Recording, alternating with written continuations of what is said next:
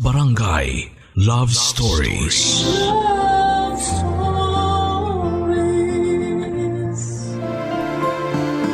Masarap sa pakiramdam kapag nakuha mo ang isang bagay na pinaghirapan mo. Masarap lalo ito sa pakiramdam kung alam mong nakuha mo yon sa patas at mabuting paraan. Ikaw kapuso, ano yung bagay na proud kang nakuha mo? Dear Papa Dudut, ako nga pala si Carla, 25 anyos ako nang nangyari ang ibabahagi ko sa inyo ngayon. Naging kabit ako ng katrabaho ng kapatid ko. Itago na lang natin siya sa pangalang B-Boy, 35 anyos siya nang naging kabit niya ako. May asawa siya noon at itago na lang natin sa pangalang Leia. Dinala si B-Boy ng aking kapatid sa bahay namin. Nakasabay ko siya sa inuman at doon ay nag-click kami. Natuwa ako sa kanya kasi madali ko lamang siyang napapatawa at hindi naman nakahalata ang kapatid ko na nagkakamabutihan na kami ng gabing nasa bahay namin si B-Boy. Noong nalasing na nga ang kapatid ko ay doon na kami nakapag-solo ni B-Boy at doon na rin nagsimula ang lihim naming relasyon. Halos 10 taon na ang relasyon noon ni na B-Boy at Leia. Hindi sila kinasal dahil takot ngang matali itong si B-Boy. Sinabi naman niyang mahal niya si Leia pero nararamdaman niyang parang may kulang. Noong dumating araw ako sa buhay niya, pakiramdam niya ay nakumpleto na siya. Sinabi ko sa kanya na hiwalayan na niya si Leia pero tumanggi siya. Naghahanap pa raw siya ng tamang tiyempo at naniwala naman ako. Para mas mapadali noon ang pagdedesisyon ni B-Boy ay ginalingan ko sa kama at sa ibang bagay para ako ang piliin niya.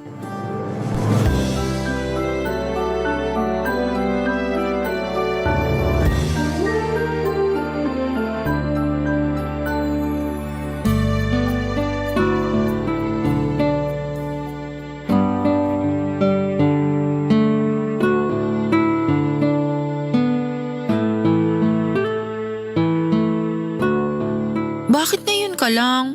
Sorry na. Tinulungan ko pa kasi si Leia na magsalansa ng mga pinamalengke niya. Tapos nahirapan pa ako makakuha ng taxi. Lagi mo na lang siyang inuuna. Akala ko ba ako yung mahal mo?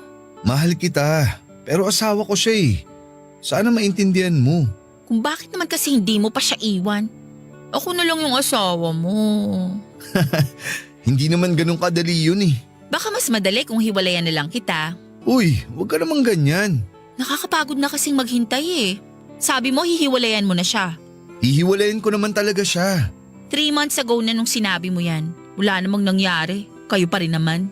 Kamamatay lang ng nanay niya. Ayoko namang dumagdag sa lungkot niya. Dapat nga nung namatay yung nanay niya, hiniwalayan mo na rin siya. Para minsanan lang yung sakit.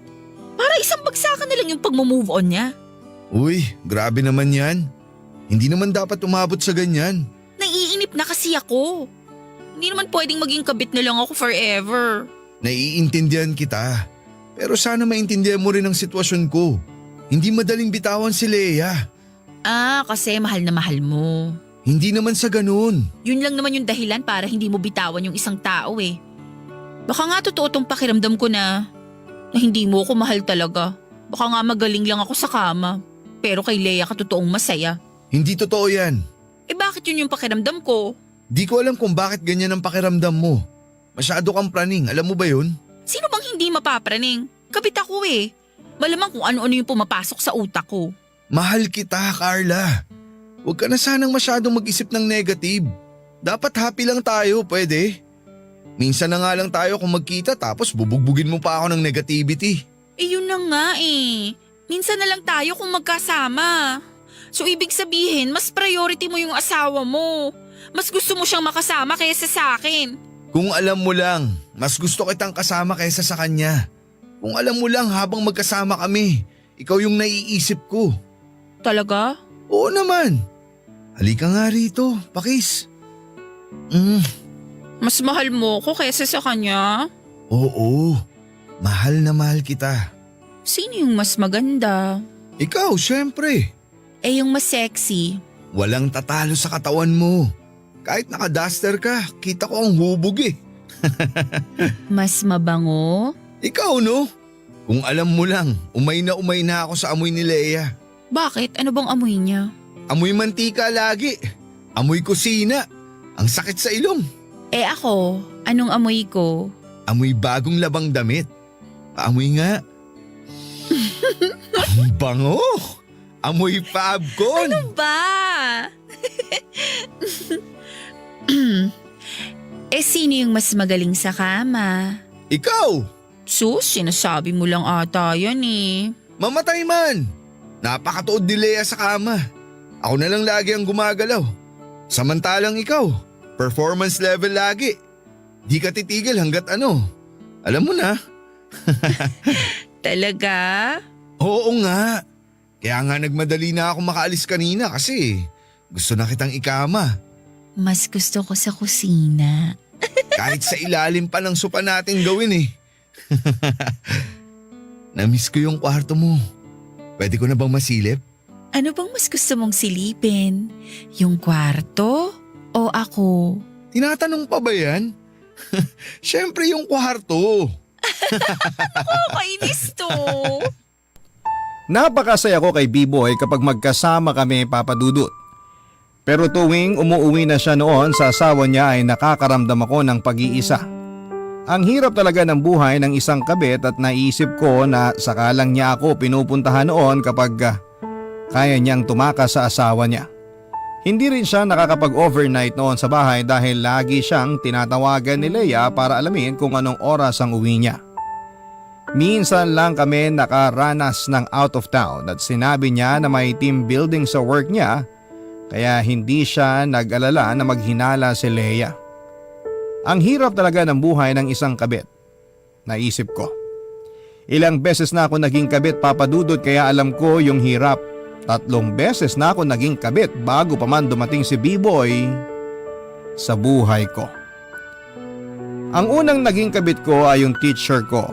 May asawa rin siya noon pero pinaramdam niya sa akin na ako yung priority niya. Pero noong nagkabukingan na, nilaglag niya ako at saka iniwasan. Nasaktan ako noon dahil akala ko ipipiliin niya ako. Ang pangalawang naging kabit ko naman ay nakilala ko sa Facebook. Hindi ko naman alam noon na may asawa na siya. Nakapag-celebrate pa kami ng 1 taong anniversary namin bago ko nalamang isa lamang pala akong kabit. Dapat noong nalaman kong kabit ako ay iniwan ko na pero hindi. Hindi ko naman yun ginawa dahil napamahal na nga ako. Umasa ako noon na sa pangalawang pagkakataon ay pipiliin niya ako pero hindi ulit yun nangyari. Binitawan din ako ng ikalawang naging kabit ko noong nabuntis ang asawa niya. Natuwa siya at na-realize daw niyang mali ang ginagawa namin at iyong pangatlo naman napagtripan ko lang. Nasanay na ata kasi ako noon na maging isang kabit kaya noong may manligaw sa akin na may asawa ay pumayag ako. Hindi dahil gusto ko siya noon kundi dahil gusto kong maging kabit muli. Mabilis lang noon na natapos ang relasyon ko sa ikatlong naging kabit ko dahil nakilala ko na si B-Boy. Yun nga lang naging kabit pa rin niya ako. Nangako ako sa sarili ko na hindi ako mananatiling kabit. Kaya nga ginawa ko ang lahat para makaalis noon sa sitwasyon ko at nangyari nga. Nasa mall kami ni B-Boy noon at sinamahan niya akong mamili ng regalo para sa inaanak ko. Nag-leave siya sa work para buong araw niya akong makasama at hindi yun alam ng asawa niya.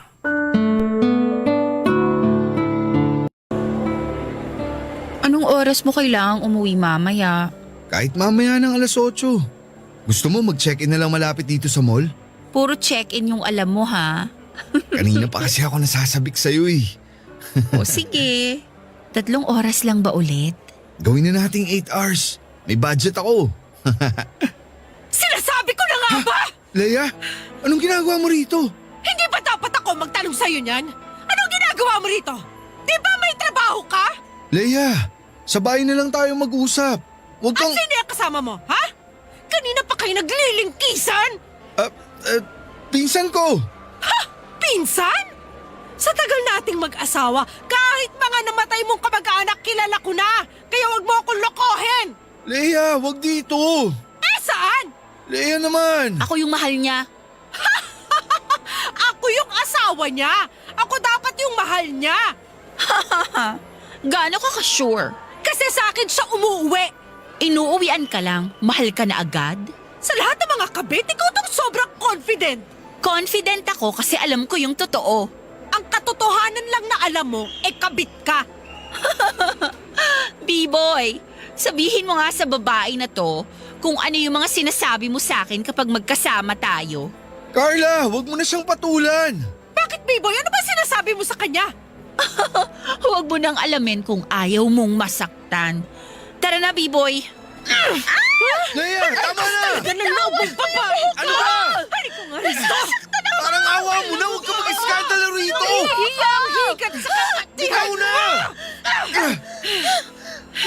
Huwag mag-iskandalo! Bakit hindi? Niloko mo ako! Kung mag-ieskandalo man ako, karapatan ko yon! Ginago mo ako eh!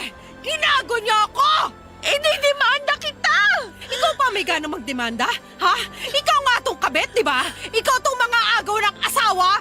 Asawa? Hello? Bakit? Kasal ba kayo? 10 taong kami magkarelasyon. Sa isang bahay lang kami magkasama. May balak rin kami magpakasal. Balak magpakasal? B-boy, may balak ka bang pakasalan yan? Ay, tama na, please! Tumigil na kayong dalawa! Tara na, B-boy. Umuwi na tayo. Leia! Sa bahay na tayo mag-usap. Ayusin natin to. Tara na! I'm sorry, Leia. Ha? B-boy! O ano?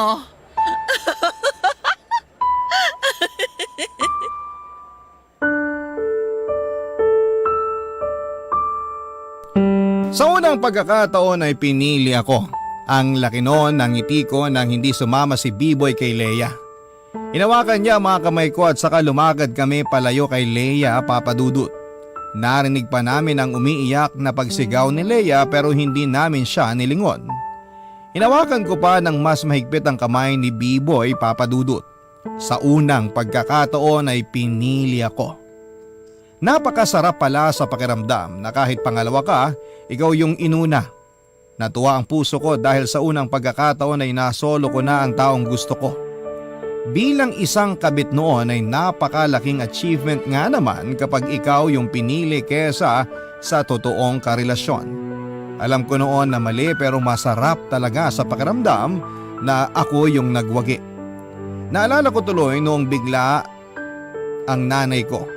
Kabit lamang si nanay ng tatay ko.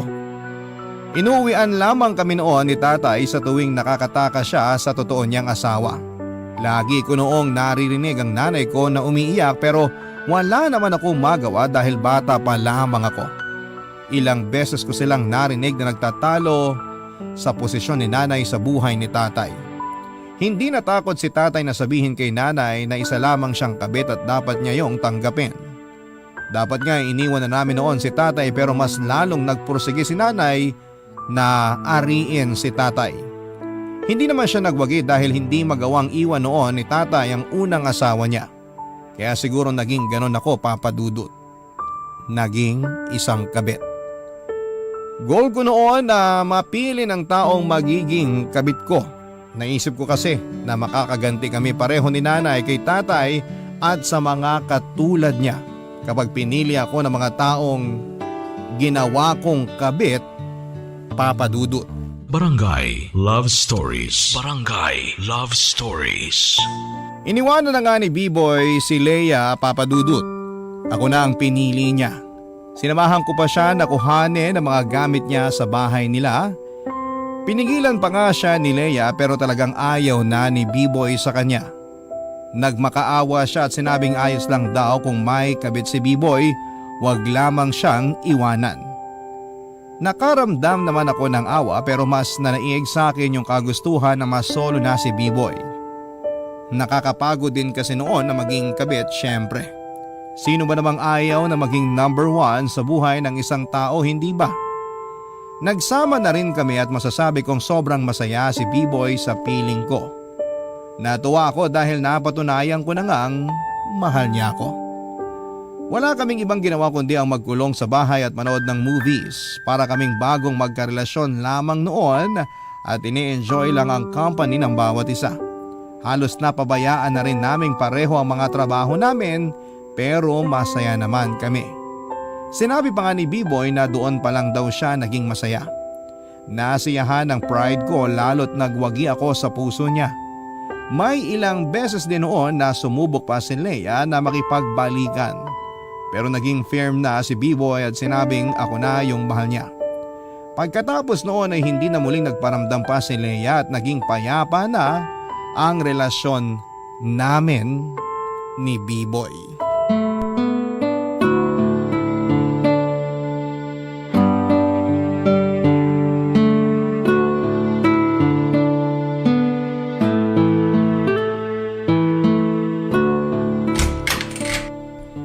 Sakto ang pag-uwi mo, mahal. Bakit? Akin na muna yung mga bitbit mo. Ang dami mong dala. Inuwi ko yung mga trabaho ko na hindi ko natapos kanina. Masyado na akong late sa deadlines ko eh. Gagawin ko na ngayon after ko maligo. Ay, akala ko manonood tayo ng movie na dinownload ko. Hindi naman mag-expire yung movie na sinasabi mo. May ibang araw pa naman. Pero mansari kasi natin ngayon. Ha? Sorry, nakalimutan ko. So pwedeng pause muna sa work? Anong pause? Hindi pwede. Ang dami kong gagawin. Pause muna yung celebration ng monthsary natin. Hindi ko na pwedeng ipagpaliban ulit to. Okay, naiintindihan ko. Pero kumain ka na muna ha. Busog pa ako eh. Kahit tumikim ka man lang sana. Busog nga ako. Nagprito kasi ako ng chicken wings. Ginaya ko yung nasa resto na paborito mo. Bukas na lang. Pwede namang i-microwave yan. Iba pa rin syempre yung bagong luto. Sige na, please. Saka umorder din ako ng yema mango cake. Masarap yun. Paborito sa office namin yun eh. Siguro mamaya na lang kapag nakaramdam na ako ng gutom, isasabay ko sa kape. Gutom na rin kasi ako. Gusto ko sanang sabay na tayo. Hinintay kasi talaga kita para makasabay kang kumain. Dapat nauna ka nang kumain. Hindi ko naman hawak yung bituka mo eh. Alam mo namang alanganin din ang oras ng uwi ko. Mansari kasi natin ngayon. Mahansari lang naman. Gusto ko lang namang gawing espesyal tong araw na to. Sorry. Sige, kumain na tayo. Sige, maghugas lang ako ng plato para may magamit tayo. Hindi ka pa naguhugas? Hindi pa eh. Inuna ko kasi yung pagmamarinate. Saka marami akong ginamit sa pagluluto kaya naipon sa lababo. Mabilis lang yun. Sandali ah. Maghugas ka na lang, bukas na ako kakain. Uunahin ko na yung 2 plato at baso. Mabilis lang yun. Kapag natapos tayong kumain, saka ako natatapusin lahat. Alam mo, tigas ng ulo mo eh. Sinabi ko na sa yung ayaw kong naiipunan ng hugasin sa lababo, di ba? Iniipis na nga tayo rito eh. Panay kasi ang pag-delay mo sa paghuhugas. Hindi naman inipis. Relax ka lang. Umupo ka na dyan. Ayoko nang kumain. Carla, Kung gusto mo pa rin kumain, kumain ka. gusto ko kasabay kita eh. Hindi ka ba titigil sa pangungulit? Stress na ako sa work, dadagdag ka pa? Sorry. Maglinis ka ng bahay. Nangangamoy mantika na naman. Okay. Huwag mo akong iistorbohin mamaya sa kwarto ha. Dito ka lang muna sa baba. Maglinis ka at mag-ayos. Sige. Happy Mansari pala ulit. Uminit talaga ang ulo ko dahil sa pagiging makalat at pabayaan ni B-Boy sa bahay. Alam kong gano'n na nga ang ugali niya dati pa pero noong mga nakaraan kasi ay umiiksi ang pasensya ko sa kanya. Hindi naman dahil sa masyado akong stress noon sa work kundi dahil sa ibang bagay papadudot. Nagsawa na ako sa kanya. Nanawa na ako sa relasyon namin dahil masyado siyang bigay todo. Lagi niyang pinaparamdam noon sa akin na mahal niya ako. Naumay ako dahil masyado siyang nakadikit sa akin na para bang ako lang yung mundo niya. Nung una ay nakakakilig pero nang tumatagal ay nakakasawa na. Hindi ko rin maintindihan noon ang sarili ko, ang mas solo noon si B-Boy ang gusto ko. Pero noong nakuha ko na siya ay bakit parang ayoko na. Hindi ko naman sinabi kay B-Boy ang nararamdaman ko dahil ayoko naman siyang masaktan. Naisip ko noon na baka masyado lamang akong nasanay sa presensya niya dahil nasa isang bahay lamang kami. Pero kasi habang tumatagal ay nararamdaman kong wala na talagang spark sa relasyon namin papadudot. Hindi naman siya nakahalata sa panlalamig ko. Nagpatuloy pa rin siya sa pag-shower sa akin ng pagmamahal at ng kanyang oras. Nakonsensya naman ako tapusin ang relasyon namin dahil malaki na ang sinakripisyo niya, Papa Dudut. Kaya naman para bumalik ang spark, kinailangan kong maghanap ng challenge sa relasyon namin. Tinawagan ko po si Leia para ipamukha sa kanya na mahal ako ni B-Boy.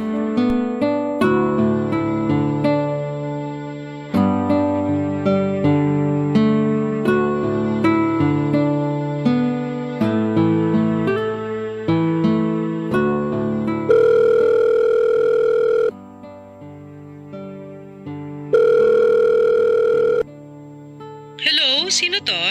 Hulaan mo. Hindi kita kilala. Sabihin mo na kung sino ka bago ko ibaba tong tawag. Hindi ako nakikipagbiruan. Bilis mo namang sumuko. Samantalang si B-Boy noon, hirap kang sukuan. Carla? Ikaw ba to? The one and only. Kumusta? Ano bang kailangan mo? Baka ikaw ang may kailangan sa akin, magsabi ka lang. Ikaw tong tumawag tapos ako pa yung may kailangan? Tumawag lang naman kasi ako para malaman kung kailangan mo ng update kay B-Boy. Para saan? Alam ko namang pasimple mo pa rin kaming ni-stalk. Sure akong hindi ka pa nakakapag-move on. Wow! Sa tono mo parang sure na sure ka, ha? Oo eh. Sino ba namang makaka-move on agad sa 10 years na relasyon, di ba? Ako? Ang hirap maniwala. Huwag ka nang mag-deny. Mahirap kalimutan ng isang tulad ni B-Boy. Pinuhos mo nga lahat sa kanya, di ba? Nabasa ko nga mga text mo sa kanya.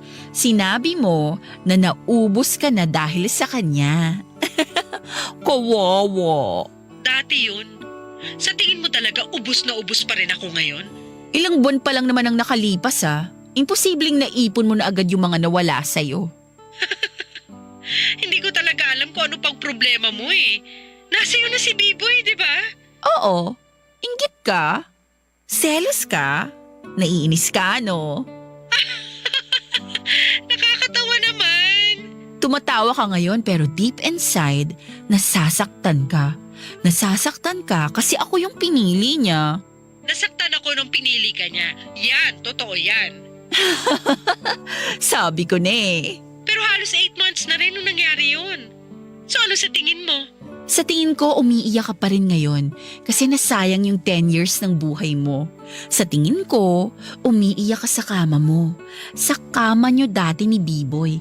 Kasi mag-isa ka na lang na nakahiga ron. Ang sad, no? Gusto sana kitang i-comfort kaso busy ako sa pakikipag-cuddle kay B-Boy. Mas ako ang nalulungkot para sa'yo. At bakit? Kasi masyado mong pinapaniwala ang sarili mo na masirable ang buhay ko dahil nang wala si B-Boy sa akin. Bakit? Hindi ba totoo? Nung una, oo. Hindi ako magsisinungaling. Pero, Carla, baka nakakalimutan mo. Nagmo-move on din ng tao. Hindi ganun kadaling kalimutan ang naging relasyon ninyo ni B-Boy. Aminin kong totoo yan. Pero girl, okay na ako. Hindi ka man maniwala pero okay na ako. Talaga lang ah. Wala akong pakialam kung ayaw mong maniwala. Ang importante sa akin ay alam ko kung ano yung totoong nararamdaman ko. Maniwala ka man o hindi, naka-move on na ako. Ganyan naman talaga ang sinasabi ng mga taong in denial. Sabihin mo na ako ano gusto mong sabihin. Wala na akong pakialam. Sayong-sayo na si B-Boy. Hindi na ako maghahabol. Wala na akong interes.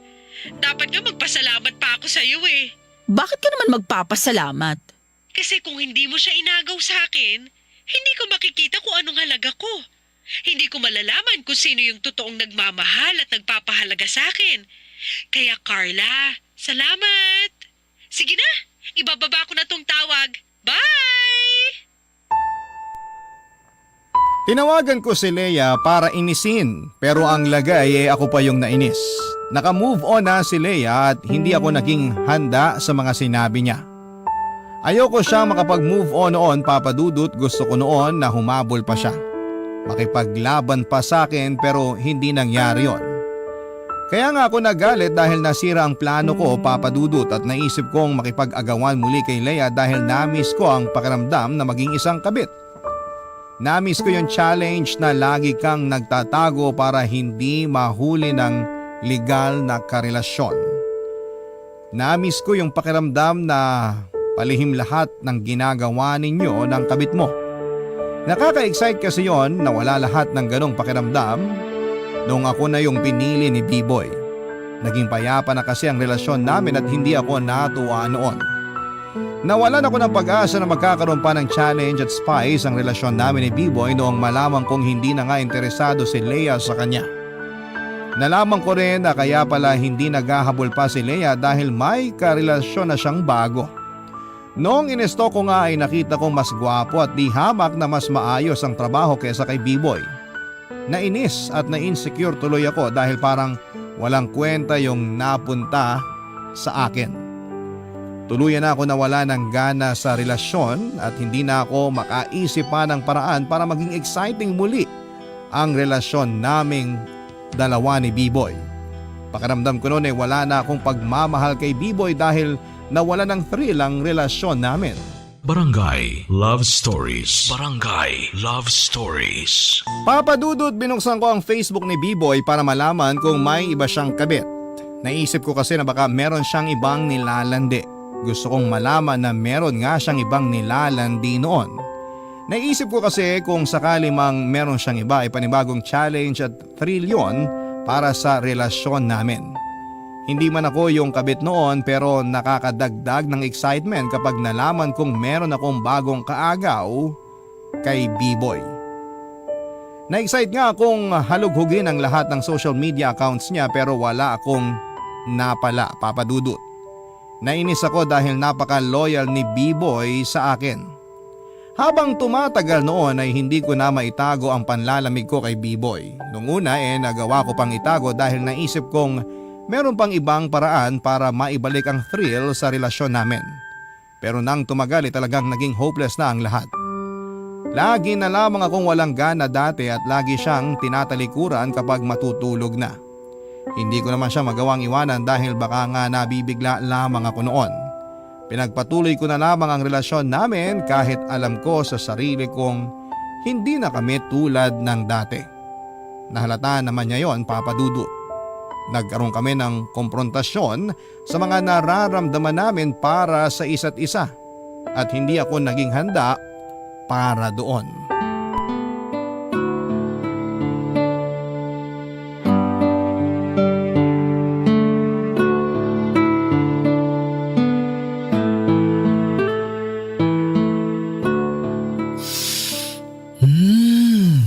Mukhang bagong ligo ka.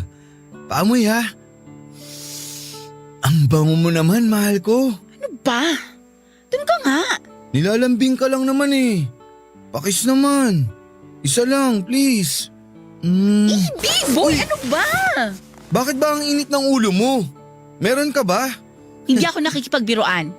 Please naman, umusog ka nga doon. Ang lawak ng kama, dikit ka ng dikit sa akin. Alam mo ang init eh. Naka-aircon tayo. Paanong mainit? Basta ayaw kong dinidikitan ako. Ikaw nga tong mahilig dumikit sa akin dati. Dati yun. Oo nga eh. Dati. Oh, anong sinisimangot mo dyan? Wala naman. Wala naman pala eh. Mabuti pa matulog na tayo kasi maaga ako aalis bukas. Day off mo bukas ha. Saan ka pupunta? Ano bang pakialam mo kung saan ako pupunta? Gusto ko lang namang malaman. Masama na rin ba yun? Nakakasakal ka na kasi. Anong nakakasakal sa pagtatanong kung saan ka pupunta? Basta para sa akin nakakasakal yon. Hindi kita maintindihan. Dati naman kahit di ako magtanong, ikaw pa tong kusang nagsasabi sa akin.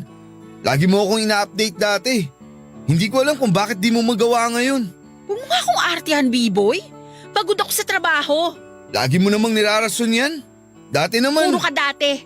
Kung gusto mo yung dati, edi subukan mong balikan yon. Bumili ka ng time machine, baka sakali. Ano bang problema natin, Carla?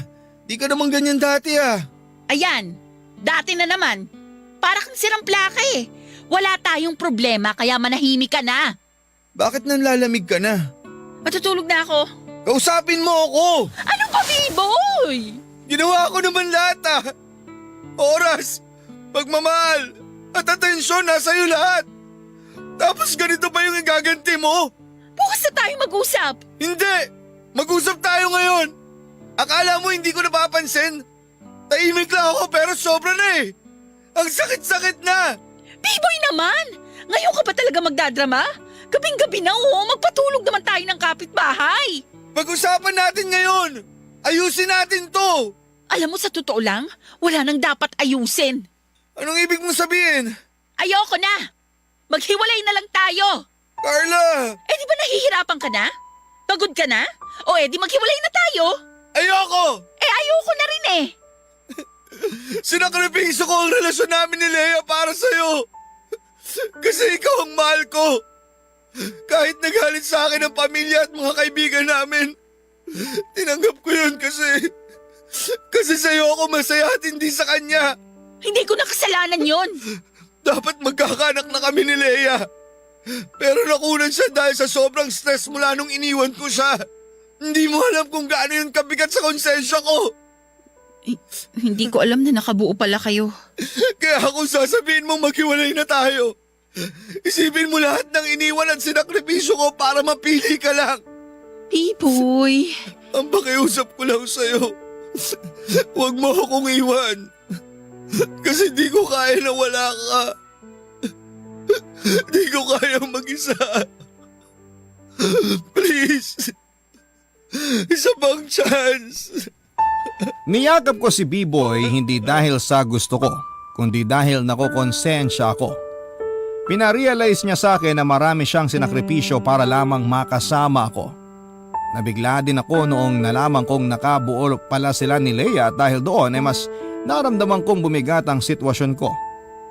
Hindi ko nga hiniwalayan si B-Boy at natuwa siya noong sinabi kong mahal na mahal ko siya kahit na hindi naman yon talaga ang nararamdaman ko. Nagpanggap akong masaya sa piling niya at natuwa naman siya. Nakarma na nga ata ako sa ginawa ko. Hindi na ako makawala sa piling ni B-Boy kahit gusto ko talagang iwanan siya noon. Nagpatuloy ako sa pakikipagrelasyon sa kanya, Papa Dudut.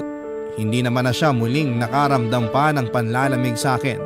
O baka nafe-feel pa niya noon pero hindi lang siya nagreklamo. Siguro kasi natakot siyang baka iwan ko siya kapag nag-open up pa siya sa pagiging cold ko. Inabot na ng 2 taon ang relasyon namin noon at aminado akong hindi ko na talaga mahal pa si B-Boy pero nagstay pa rin ako dahil wala akong magawa. Wala nang naging exciting sa pangyayari sa relasyon namin.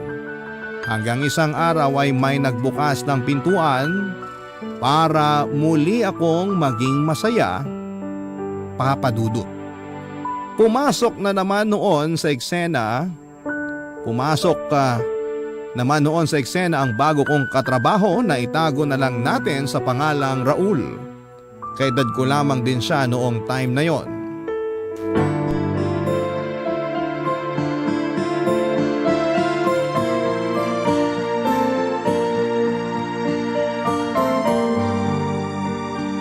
Hi Carla. Oh, hi Raul. Masyado kang tutok dyan sa kape mo ah. Ang sarap eh. Parehas tayo. Mahilig din ako sa kape. Kaya ka penalitan siguro.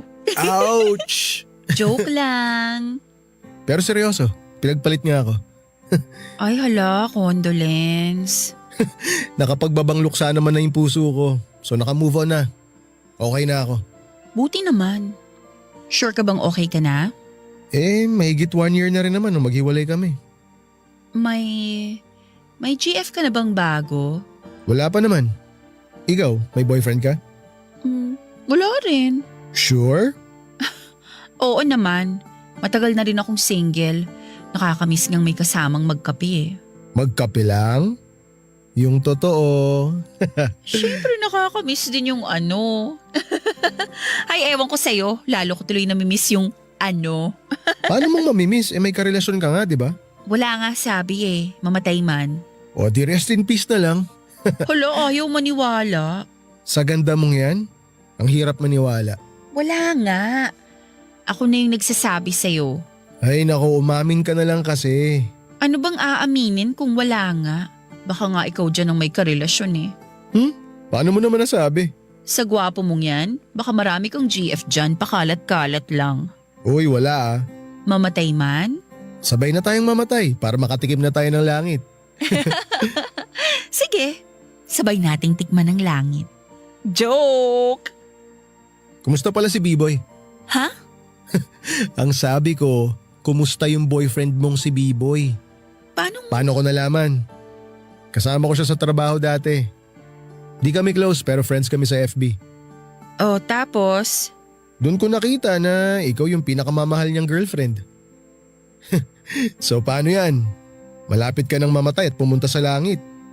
Any last words po? Joke lang ah. Joke lang naman yun. Bakit mo siya dininay? Di ka ba proud sa kanya? Siya nga proud na proud sa'yo eh. Puro mukha mo yung nakikita ko sa wall niya. Gusto ko lang private yung relasyon namin. Ayoko lang na nagkukwento tungkol sa amin. Hindi ko naman sinabing magkwento ka tungkol sa relasyon niyo eh. Gusto ko lang naman malaman kung may boyfriend ka. Oo, wala lang ang sagot dun. Nagdududa na tuloy ako kung mahal mo si B-Boy. Sumbong kita. Uy, wag! Joke lang, ikaw naman. Masyado kang kabado. Wala namang kaso sa akin kung ilihim mo na may boyfriend ka eh. Sa totoo lang, gusto ko nga na single ka sa paningin ko eh. Ha? Crush kasi kita. Ay nako, bad trip. Napaamin mo tuloy ako bigla. Uy, okay lang. Crush mo talaga ako? Oo, bakit? Bawal ba? Di naman bawal. Wala namang masama doon. Hindi naman magagalit si B-Boy, di ba? Hindi naman niya malalaman. Basta walang magsasabi sa kanya. Secret lang natin, ganon? May isa pa tayong secret. Ano yun? Crush din kita. Naging office fling ko si Raul, Papa Dudut. Na-excite tuloy ako na pumasok sa opisina dahil sa kanya. Wala namang kaso sa kanya kung maglandian kami noon dahil ang sabi niya ay nakakawala daw ng stress sa work kung may kalandian ka. Naniwala naman ako sa kanya dahil ganun nga yung nangyari sa akin. Nagkaroon tuloy ng bagong thrill sa buhay ko noong dumating si Raul. Mula naman kaming relasyon noong una, sapat na sa amin dati na naghaharutan lamang kami kapag walang ibang nakakakita. Pero nang tumagal ay nagustuhan na naming pareho na i-level up na yung nangyayari sa amin. Naging kabit ko siya habang karelasyon ko pa noon si B-Boy. May nangyayari na rin sa amin noon at walang nalaman kahit konti si B-Boy. Hindi nakahalata si B-Boy dahil nanumbalik muli ang sigla ko. Naging masayahin muli ako at natuwa si B-Boy kaya hindi siya naghinala. Ang hindi niya noon alam dahil yon sa panibagong thrill sa buhay ko. Walang iba kundi si Raul. Nag-init akong muli dahil na-challenge ako na magtago at maglihim. Nabuhayan akong muli ng dugo lalo't mas exciting pa yung nangyayari sa amin ni Raul kaysa noong unang magkakilala kami ni B-Boy. Papadudot ako naman ngayon yung may kabit. Ako naman ngayon yung may dalawang hawak sa mga kamay ko at parehong hindi ko binibitawan dahil masarap sa pakiramdam na may dalawa akong pinagpipilian. Marami pong salamat Papa Dudut sa pagbasa ng aking liham. Sa lahat po ng mga tumutok sa aking kwento. Ako ang inyong kabarangay forever, Carla. Barangay Love Stories.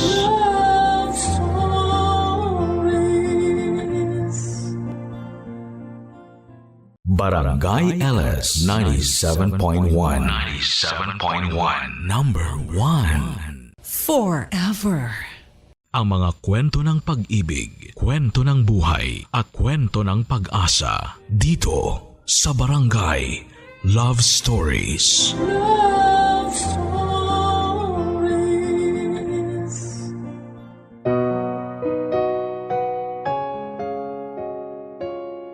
HIV. Isa ito sa mga pinaka-kinakatakutang sakit sa panahon ngayon. At nakababahala ang pagkalat ng sakit na ito lalo na sa mga kabataang Pilipino. Kaya naman naging misyon na ng kabarangay natin na si Grace ang magpakalat ng impormasyon sa sakit na ito. Sa huling parte ng kanyang istorya, malalaman na kaya natin kung saan niya nakuha ang kanyang sakit. Yan ang dapat nating abangan dito sa mga kwento ng pag-ibig, buhay at pag-asa sa nangungunang Barangay Love Stories. Dear Papa Dudut, magandang araw sa lahat. Ako po si Grace, 33 years old at isang HIV advocate. Taong 2021 noong tinamaan ako ng sakit na HIV na siyang bumago sa buhay ko. Dahil sa sakit na ito ay napilitan akong balikan ng 4 na lalaki na naging parte na ng aking buhay na maaaring dahilan kung bakit ako nakakuha ng sakit na ito. Isang malaking misteryo kasi noon kung paano ako nahawahan, gayong loyal naman ako sa mga nagiging karelasyon ko. Never akong nagkaroon ng ibang lalaki at sa buong buhay ko ay 4 lang ang naging kapareha ko. Nauna ko nang nakausap ang pinakahuli kong ex na si Toto at sa kabutihang palad ay negatibo naman siya sa HIV. Sumunod ang pangalawa kong ex na si Roan na bagamat negative din ang resulta ng kanyang HIV test, ay kamamatay lang niya nitong taong ito matapos siyang atakihin sa puso. Sa kasamaang palad ay nag-positive naman ang pangatlo kong ex na si Patrick. Siyang hinihinala ko na nakahawa sa akin pero maaari ding siya ang nahawaan ko kung sakali man na ako ang mas naunang nagkaroon ng impeksyon. Para malaman ang kasagutan kung sino ba talaga ang punot dulo ng lahat ay huli kong kinausap ang first ex ko. Ang lalaking pinakaiiwasan ko dahil siya ang lalaking nagbigay ng pinakamalalang sugat sa puso ko. Si Brent na itinuturing ko bilang aking first love, Papa Dudut.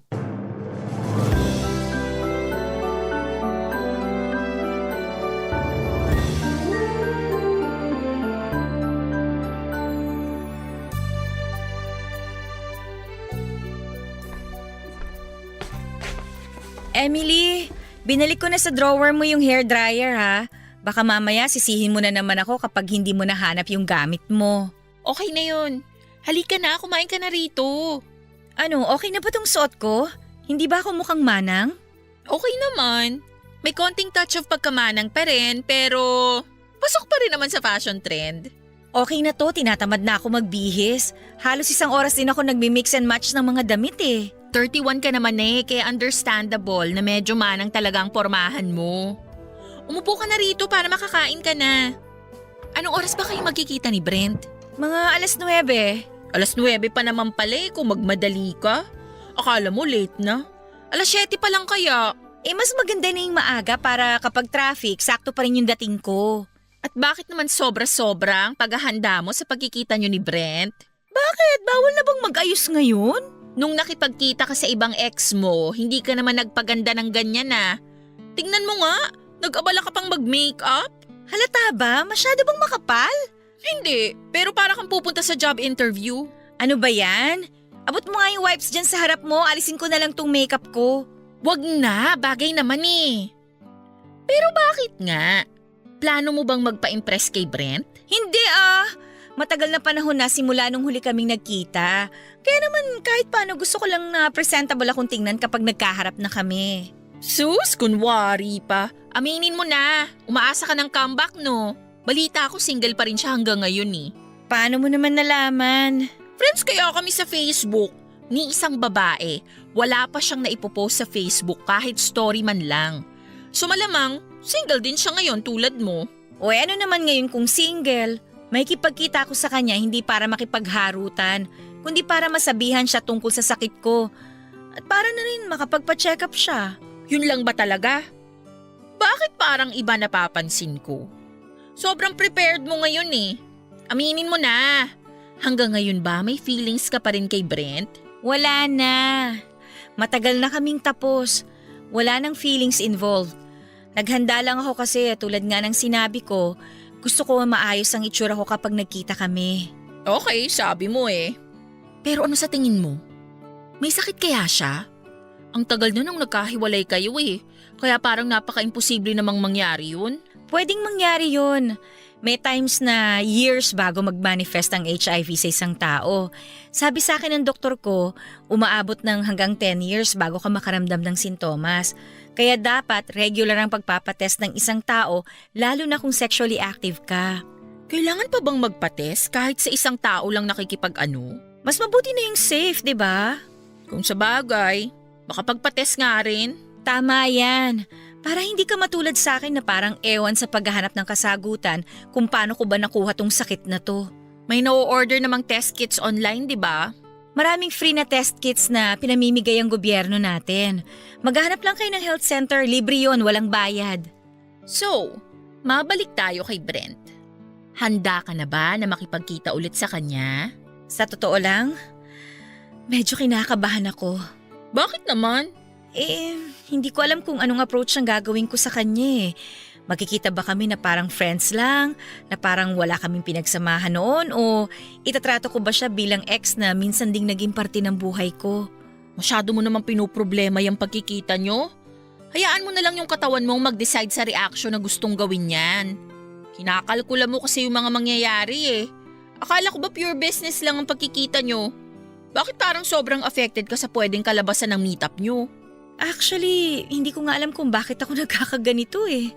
May feelings ka pa kasi sa kanya, aminin mo na. Ha? Ano yun? Wala, sabi ko, good luck sa pagkikita nyo. Kumain na nga tayo.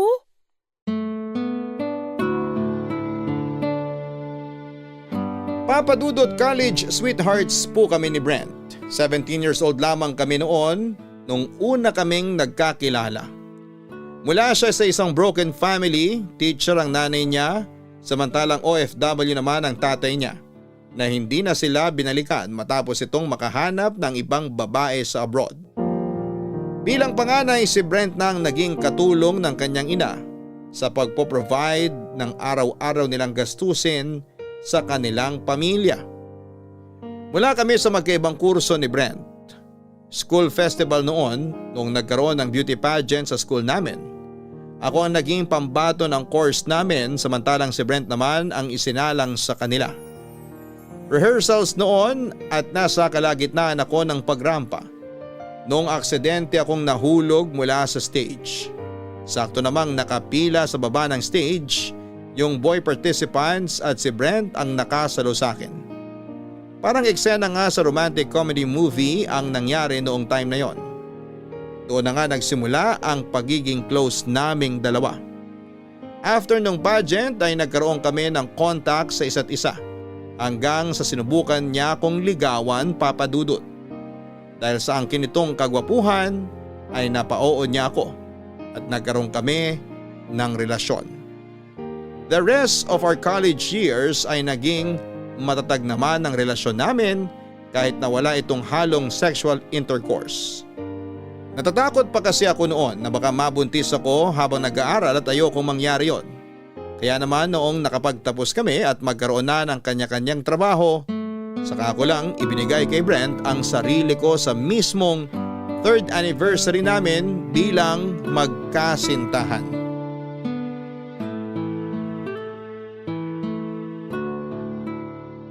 Ano, ready na ba? Pwede ko na bang tanggalin tong takip sa mata ko? Sandali lang, sisindihan ko lang to. Tinakpan mo pa yung mata ko eh. Amoy na amoy ko naman yung mga hinahanda mo. Di kunwari na surprise ka na lang. Okay, sige. Pwede mo nang tanggalin yung piring sa mata mo. Tanggalin ko na. Surprise! Ang dami mo namang hinanda. Dalawa lang naman tayong kakain. Siyempre, 3rd anniversary na natin ngayon kaya dapat paghandaan talaga. Pasensya ka na, di man lang tayo nakalabas. Espesyal pa naman tong araw na to para sa atin. Okay lang yon, naiintindihan ko naman. Alam ko na pagod ka sa trabaho kaya ako na lang ang nag-prepare ng lahat. At kaya ako tinakpan yung mga mata mo, hindi dahil dito sa mga pagkain, kundi dahil dito. Ano yan? Teka, yan ba yung… Oo, ito na nga yung sapatos na gusto mo. Uy, mahal to ha. Baka naman naubos savings mo dahil dito. Nag-ipon talaga ako para sa sapatos na yan. Huwag ka mag-alala, hindi ko naman ginalaw yung savings ko. Salamat. Happy anniversary, mahal. Happy anniversary din. I love you. I love you too. Akala mo wala akong surprise sa'yo, no? Meron din ako. Talaga ba? Sandali, kukunin ko lang sa bag ko. Pero habang hinahanap ko, pikit ka muna. Oo, eto na. Pipikit na. Eto na. Talikod ka. May ilalagay ako sa leg mo. Okay, sige. Ano ba yan? Kwintas ba yan? Sandali lang. Teka, kakabit ko lang. Ayan. Buksan mo na mga mata mo. Wow, ang cute! Lakit yan. Nakalagay dyan yung first picture natin na magkasama. Teka. Oh, buksan ko ah. Oh, ayan. Oh, ang totoy mo pa dito sa picture, oh. Ang cute naman, nakakagigil. Salamat dito, mahal, ha? Maliit na bagay lang yan kumpara sa sapatos na binigay mo. Ano ka ba? Hindi naman tayo nagpapagarbuhan ng bigay na regalo dito. Oh, hipa na natin tong kandila para makakain na tayo. Dito ka, dali. Tabi tayo. Oh, sige, usig ka. Ready ka na? 1, 2, 3. Humiling ka ba bago mo hinipan? Oo naman. Anong hiniling mo? Ang hiniling ko, sana, ikaw na makasama ko hanggang tumanda tayo. Alam mo, gabi-gabi kong hinihiling yun kay Lord. Oh, ako naman, hulaan mo kung hiniling ko. Na magtagal tayo? Hindi. Ang hiling ko lang, mag-grow pa tong relationship natin. Na sabay nating maabot yung mga pangarap natin. Na kahit magkaroon man tayo ng ilang hindi pagkakaintindihan, sa huli maayos din natin yung mga gusot sa relasyon natin. Huwag kang mag-alala. Sabay nating aabutin ang mga pangarap natin. At ano man ang mangyari, walang iwanan. Promise yan, ah. Promise! Grace, Ano yun? hindi na talaga ako makatiis eh. Pwede ba kitang halikan? Oo naman. Total anniversary na naman natin. Pwedeng pwede. Yun! Di ka nga rito. Mwah.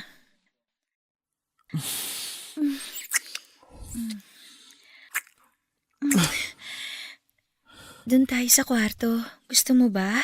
Sure ka? Paano yung mga magulang mo? Wala sila ngayon. Lumabas sila ni na Emily. Sige, tara. Halika.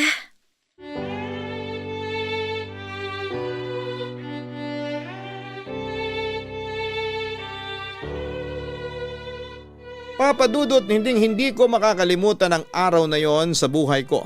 Dahil ang araw na yon ay kung kailan ako namulat sa kakaibang init na dala ng dalawang taong nag-iibigan. Sa pamamagitan noon ay mas lalo pang lumalim ang pagmamahalan namin ni Brent.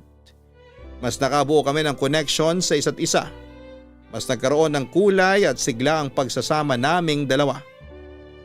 Nang mga panahong yon, pakiramdam ko ay ako ang nakakuha ng jackpot pagdating sa laro ng pag-ibig. First time ko lang umibig noon, pero ang lalaking ibinigay sa akin ay napakabait, napaka-loyal, marespeto, halos lahat na yata ng magagandang katangian ng isang tao ay nasa kanya. Family-oriented siya, career-driven at never siyang nagkulang pagdating sa pagiging boyfriend. Tumagal pa ng ilang taon ang pag-iibigan namin ni Brent. Nang mga panahong yon ay kilalang kilala namin ang isa't isa. Bawat sekreto, bawat trauma, pati ang mga bagay na kinakatakutan at kinahihiligan namin ay alam na namin. Lahat ng magaganda at hindi magandang katangian ng bawat isa ay tinanggap namin ng buo. Yon ang naging dahilan kung bakit tumagal ang relasyon naming dalawa, papadudot. Yun nga lang, kasabay ng pagmamature na mga isipan namin ay ang unti-unti ring pag-iba ng kanya-kanya naming hangarin sa buhay. Para bang biglang nagkaiba ang direksyon naming dalawa. Lalo na noong may nangyari sa amin na siyang nagpa-realize sa akin kung ano ang kinatatayuan ng aming relasyon. Doon nagsimulang malagay sa alanganin ang relasyong matagal naming binuo at iningatan.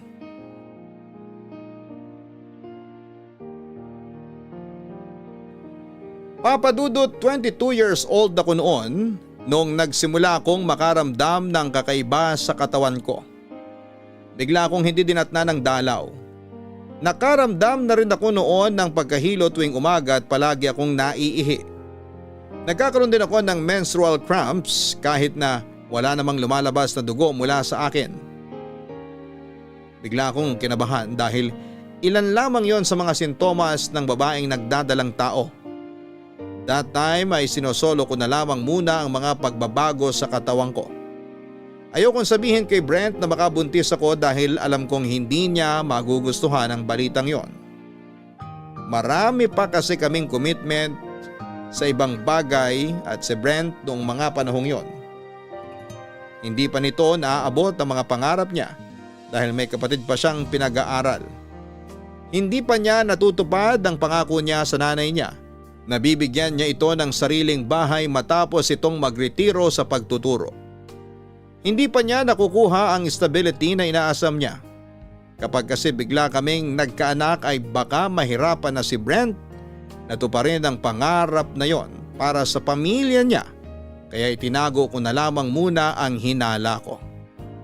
Maging ako naman noon ay hindi pa ready na maging isang ina. Pero kung sakali mang buntis ako, ay willing naman akong panagutan yon. Dahil kung ako ang tatanungin, ay wala namang kaso sa akin kung maaga man akong bumuo ng pamilya kasama si Brent. Ilang linggo ang pinalipas ko para pakiramdaman ang katawan ko. Noong sa tingin ko ay buntis talaga ako ay bumili na ako ng pregnancy test para kumpirmahin ito. Kasabay noon ay sinabi ko na rin kay Brent ang hinala ko. Grace! Ay, kabayo! Brent! Nagulat naman ako sa'yo! Sorry, hindi nakalak yung pinto nyo kaya pumasok na ako. Nasaan si na tita? Maagang lumabas na malengke sila ni Papa. Eh si Emily. Natutulog pa. Umupo ka muna, ihahain ko lang tong breakfast na niluto ko. Sige. Kumain ka na ba? Hindi pa. Nung nabasa ko yung message mo, napuntahan kita, lumabas agad ako ng bahay eh. Wala pa nga akong ligo. Sakto, sabayan mo na lang muna akong kumain. Okay, sige. Pero bakit mo pala ako pinapunta rito? Ano yung sasabihin mo sa akin? May gusto ko ipakita sa'yo. Ano yun? Ito, Oh, ano yan? pregnancy test. Pregnancy test? Bakit meron ka niyan? Buntis ka ba? Hindi ko pa alam. Pero sa tingin ko oo eh. Malaki ang hinala ko na buntis ako, Brent. Paano mo nasabi? Ano bang nararamdaman mo? Delayed ako eh. Hanggang ngayon hindi pa rin ako dinadatnan. Lagi rin akong pagod, tsaka nahihilo, tsaka iritable. So, anong resulta? Buntis ka nga? Hindi ko pa nga ginagawa yung test. Gusto kong ipaalam muna sa'yo to para aware ka rin sa mga mangyayari. Mag-test ka na para malaman natin kung buntis ka. Okay lang ba sa'yo? Oo naman, bakit hindi? Talaga? Akala ko hindi mo matatanggap yung bata kung sakaling positive nga ako. Hindi, ang ibig kong sabihin, okay lang sa akin na mag-pregnancy test ka para malaman natin kung buntis ka nga. Kung totoong may laman yung tiyan mo ngayon, ibang usapan na yun. Ha? Anong ibig mong sabihin ibang usapan? Kung buntis ka, pwede naman sigurong ipalaglag, di ba? Anong sabi mo? Ipapalaglag mo tong bata? Alam kong masama yung bagay na yun, pero hindi ba mas masama kung magkakaroon tayo ng anak tapos parehong hindi pa tayo handa? Brent, kung sakaling man nabuntis ako, kahit hindi ako handa, gagawin ko lahat para panindigan yung bata. Nakakagulat ka ha? Hindi ko akalain na sa bunganga mo mismo lalabas yung mga pinagsasasabi mo ngayon. Ang gusto ko lang naman sabihin, hindi pa ako ready na maging tatay, Grace. Marami pa akong kailangang gawin sa buhay. At kapag nagkaanak tayo, malaki yung tsansa na hindi ko na magagawa yung mga bagay na yun. Hindi anak ang magpapatigil sa mga pangarap mo sa buhay. Kung gusto mo talagang tuparin ng isang bagay, magagawa mo yun, may anak ka man o wala. Madali lang sabihin yan pero hindi ganyan ang totoong buhay. Alam mo ba na napakaraming pangarap ng nanay ko nung bata pa lang siya? Pero ni isa sa mga pangarap na yon hindi natupad. Alam mo kung bakit? Kasi ipinanganak niya ako. At araw-araw niyang ipinapaalala sa akin na kung hindi dahil sa akin, mas maganda pa sana ang buhay niya pag nagkataon. O ngayon, sabihin mo nga sa akin, Hindi ba magbabago ang buhay ko kapag nagkaanak tayo? My gosh, Brent! Nakakadismaya ka! Nagpapakatotoo lang ako. Kala ko kilala na kita. Sa haba ng pinagsamahan natin, marami pala akong hindi alam tungkol sa'yo. Bakit ba pinag-aawayan natin to? Hindi pa naman sigurado kung buntis ka nga. Kesyo buntis ako o hindi, nakakasuka pa rin yung mga sinabi mo. Gawin mo na lang yung test para matapos na tayo. At paano kung buntis nga ako? Bahala na. Tsaka na lang natin ulit pag-usapan to pag totoong buntis ka. Bahala ka dyan. Wala na akong ganang kumain. Umalis ka na nga. Umuwi ka na sa inyo. Uy, Grace, saan ka pupunta? Sandali! Grace!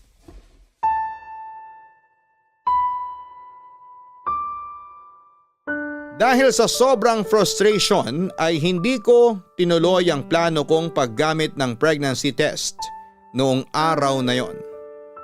Aaminin ko nakaramdam ako ng tampo kay Brent noong nalaman kong ayaw pa niyang magkaanak. Para bang sinabi niyang hindi pa niya gustong bumuo ng pamilya na kasama ako. Gayong napakatagal na naming magkarelasyon. Hindi ko rin inaasahan noon na gano'n ang magiging reaksyon niya kung sakali mang buntis ako. Sa pagkakaalam ko ang 2 taong tunay na nagmamahalan kapag nagbunga, ang pagsasama nila ay pareho silang magiging masaya sa blessing na darating sa kanila. Pero sa pagkakataong yon, mukhang ako lang yata ang masaya sa aming dalawa sa posibilidad ng pagkakaroon namin ng anak. Isa pang dahilan kung bakit hindi ko pa tinuloy ang test ay natatakot din ako na kapag nakumpirma nga ang buntis ako ay baka ipagpilitan lang ni Brent na ipalaglag ko ang bata. Ayaw kong gawin yon, Papa Dudut, dahil alam kong isang malaking kasalanan ang pagpapalaglag.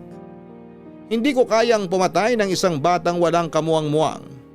Kinakatakot ko rin na baka yun pa ang maging rason kung bakit masira ang relasyon naming dalawa ni Brent. 5 years na kaming magkasintahan noon at ayaw kong masira ang pinagsamahan namin dahil lang sa hindi inaasahang pangyayari. Sobrang down ako ng time na yon.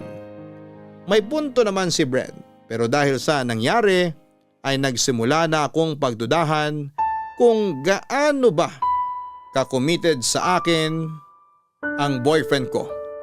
Nilapitan ko ang kapatid kong si Emily para makapaglabas ako ng sama ng loob sa kanya at para na rin makahingi ng advice kung ano nga ba ang dapat kong gawin.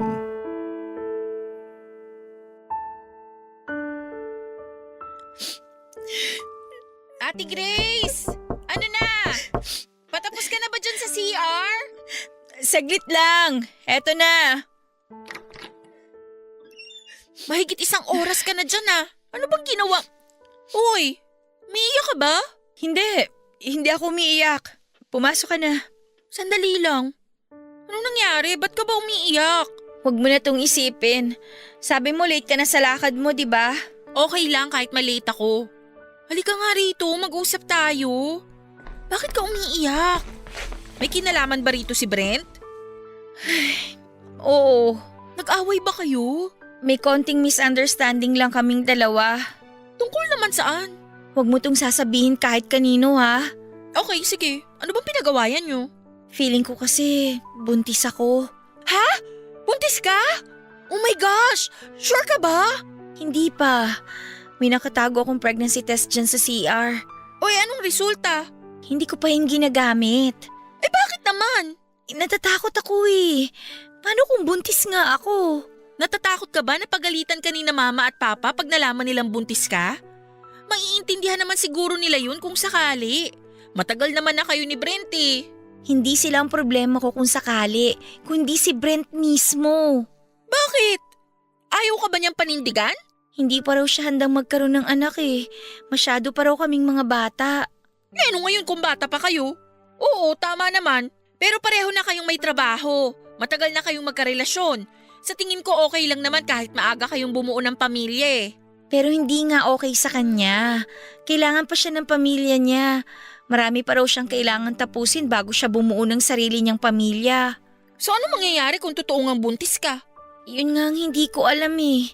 Kaya nga natatakot akong malaman ng totoo. Paano nga kung buntis ako? Ayoko namang ipalaglag tong bata. Walang magpapalaglag ng bata. Kasalanan sa Diyos yun. Sinabi ba sa'yo ni Brent na ipalaglag yung bata kapag nabuntis ka? Nabanggit niya yun pero siguro dahil takot lang din siya. Totoo ba? Kayang ipalaglag ni Brent yung magiging anak niya para lang sa pangarap niya? Nagulat nga rin ako sa sinabi niyang yun eh. Sobrang nadismaya talaga ako sa kanya. Ate, gamitin mo yung pregnancy test. Kung ano man yung maging resulta, tanggapin mo. Pero paano pag hiniwalayan ako ni Brent kapag nag-positive yung resulta? E di ibig lang sabihin nun, hindi siya para sa'yo. Kung handa ka niyang iwan at ipagpalit sa pamilya niya, meaning hindi ka deserve ng lalaking yun. Ayokong mangyari yun, Emily. Ayokong hiwalayan ako ni Brent dahil lang buntis ako. Huwag mong kampihan yung baluktot na pag-iisip ng boyfriend mo. Kung ayaw niya palang magkaroon ng anak, edi sana hindi kayo nagtsuktsakan. Sayang-saya siya nung ginagalaw ka tapos kung sakaling buntis ka nga, bahag pala buntot niya. Gago pala siyang bobo siya eh. Dapat marunong siya manindigan sa mga bagay na pinaggagawa niya. Hindi ko na talaga alam kung anong gagawin ko eh. Gawin mo kung anong nararapat. Piliin mo kung saan mas mapapanatag ang isip mo. Ano man ang maging resulta ng pregnancy test, doon mo lang malalaman kung gaano ka kamahal ng boyfriend mo. Kung iiwan ka niya dahil lang doon, nakaligtas ka sa isang relasyong hindi ka kayang panindigan. Ay, gulong-gulo talaga ako. Ate, nasa CR ang kasagutan ng bumabagabag sa'yo ngayon.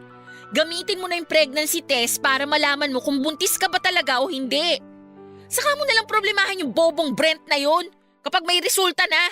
One step at a time. Malalampasan mo rin to.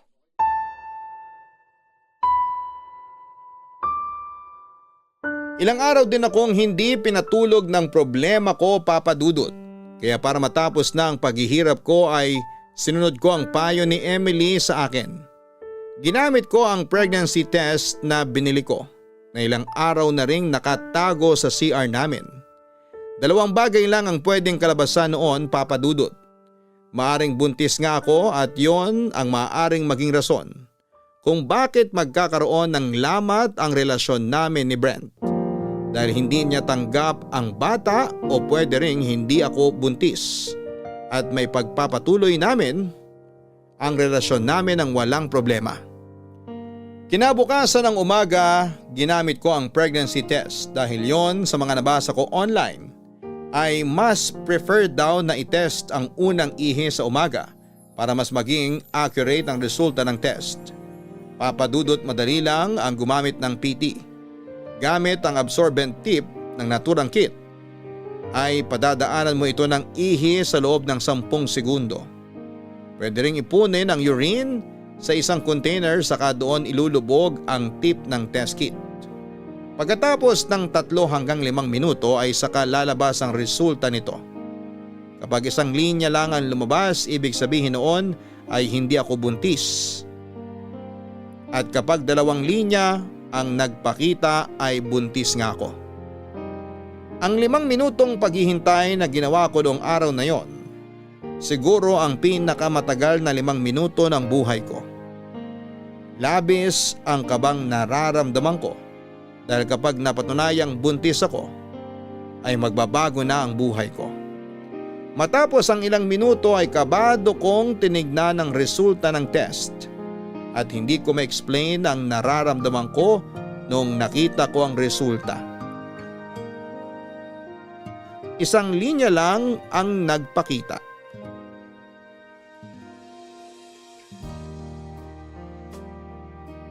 Papadudot nag-research ako kung bakit ako biglang nagkaroon ng sintomas ng pagbubuntis kahit na hindi naman ako buntis.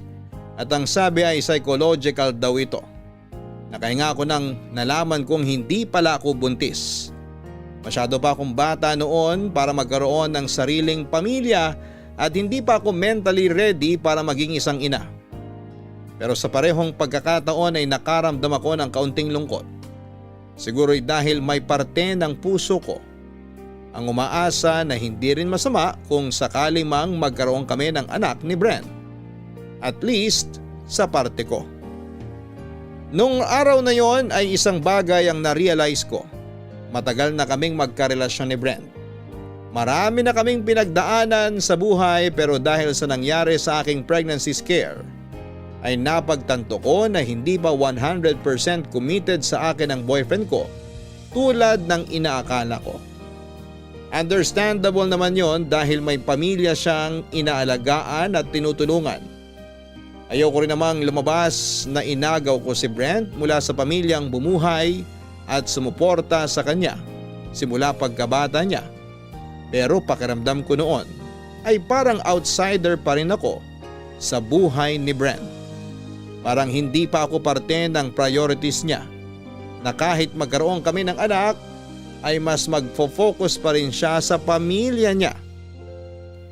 Ang kaisipan na yon ay parang tinik na natili sa puso ko sa sumunod na buwan. Nung nagkita kami ni Brent ay ibinalita ko sa kanya ang naging resulta ng pregnancy test. Grabe. Nabusog ako dun ah. Gutom na gutom ah. Hulaan ko, hindi ka na naman kumain ng lunch mo kanina, no? Kapilang lunch ko kanina eh. Naghahabol kasi ako ng deadline kaya hindi na ako nakakain ng maayos. Ayan. Dapat kasi inaalagaan mo yung sarili mo kapag nagkasakit ka. Madali ka lang palitan ng kumpanya nyo. Yang katawan mo na yan, iisa lang yan. Health over work dapat. Alam ko naman yun. Alam mo, pero hindi mo naman ginagawa. Nakakabawi naman ako eh. Tingnan mo, marami ako nakain ngayon. Ano, tapos ka na ba? Tara na, para makauwi na tayo. Gusto ko na magpahinga eh. Teka, wala pa yung takeout mo. Ay oo nga pala. Munti ko na makalimutan. Eh para kanino ba kasi yung takeout mong dessert? Huwag mong sabihing para sa'yo din yun. Hindi, para yun kina nanay. Ah, okay. Antayin na lang natin. Tsaka magpahinga ka muna bago tayo umalis. Baka hindi ka matunawan yan. Sa bagay, oo nga. Anong oras na ba? Maaga pa naman, 8:45 pa lang. Sana wala nang traffic pag uwi natin. Brent, may sasabihin pala ako sa'yo. Ano yun? Tungkol sa pregnancy test na ginawa ko. Ay oo nga, hindi mo na ako sinabihan tungkol dun ah. Negative ako. Talaga? Nice! Mabuti na lang. Akala ko magiging tatay na ako eh. Ang saya mo naman.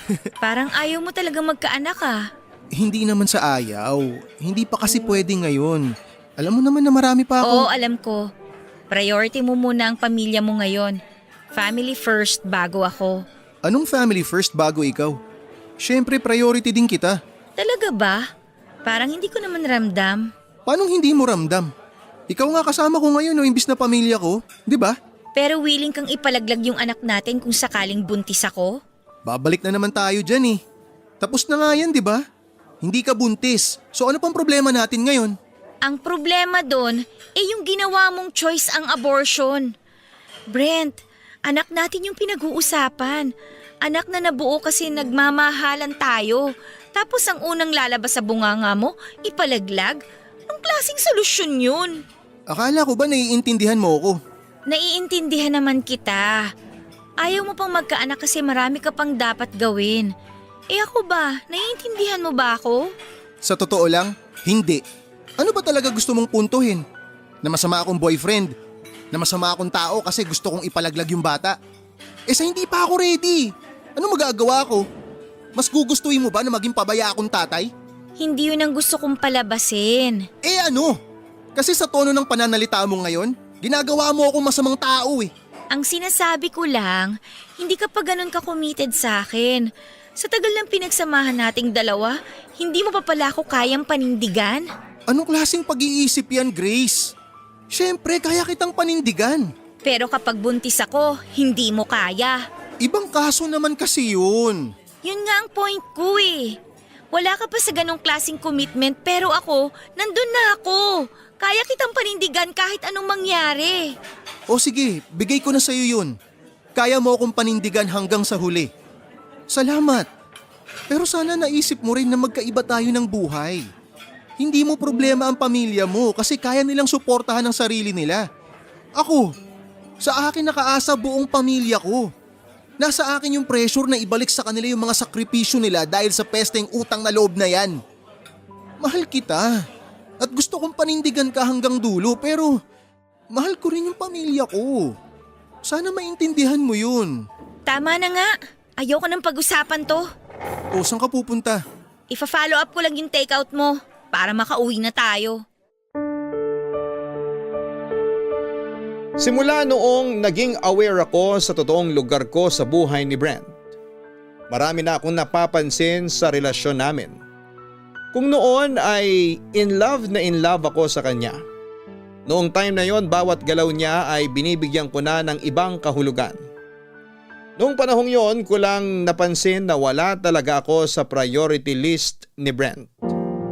Malapit na kaming mag 6 years noon pero nakafocus pa rin siya sa pamilya niya. Wala naman talagang problema para sa akin na gusto niyang makabawi sa pamilya niya, na gusto niyang bigyan ng magandang buhay ang nanay niya. Ang gusto ko lang naman ng panahon na yon, Papa Dudut, ay maging priority rin ako ni Brent. Para kasing left out ako noon. Hindi ko kinakalaban ang pamilya niya dahil alam kong importante sila sa buhay ng boyfriend ko. Nakakalungkot lang na hanggang noon, kahit matagal na kaming magkasintahan ay parang hindi pa pala ako parte ng pamilya niya. Gayong si Brent ay itinuturing ko ng parte ng buhay ko simulat sa pool. Pero kahit na ganoon, Papa Dudut, sa kabila ng ilang hindi pagkakaintindihan namin, ay nakapagpatawaran pa rin naman kami ni Brent. Kahit na ilang beses kaming nag-away at magkasagutan, sa huli ay naaayos pa rin naman namin pansamantala ang problema.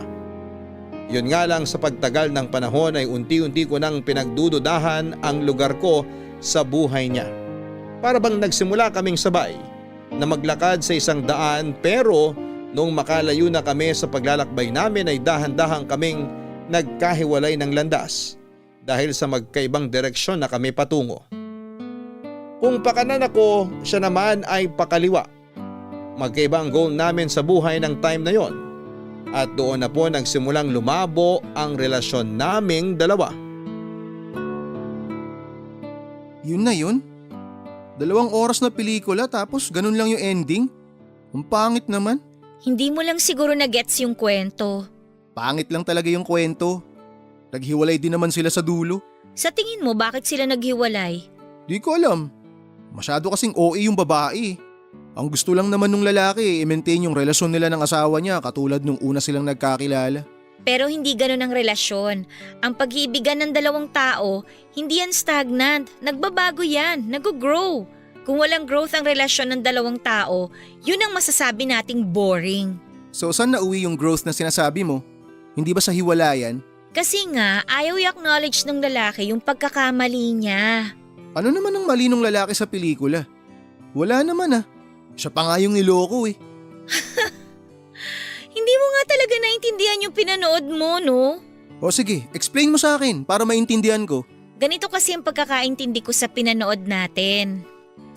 Yung lalaki, na-stuck na lang sa idea na okay na siya dahil may asawa na siya.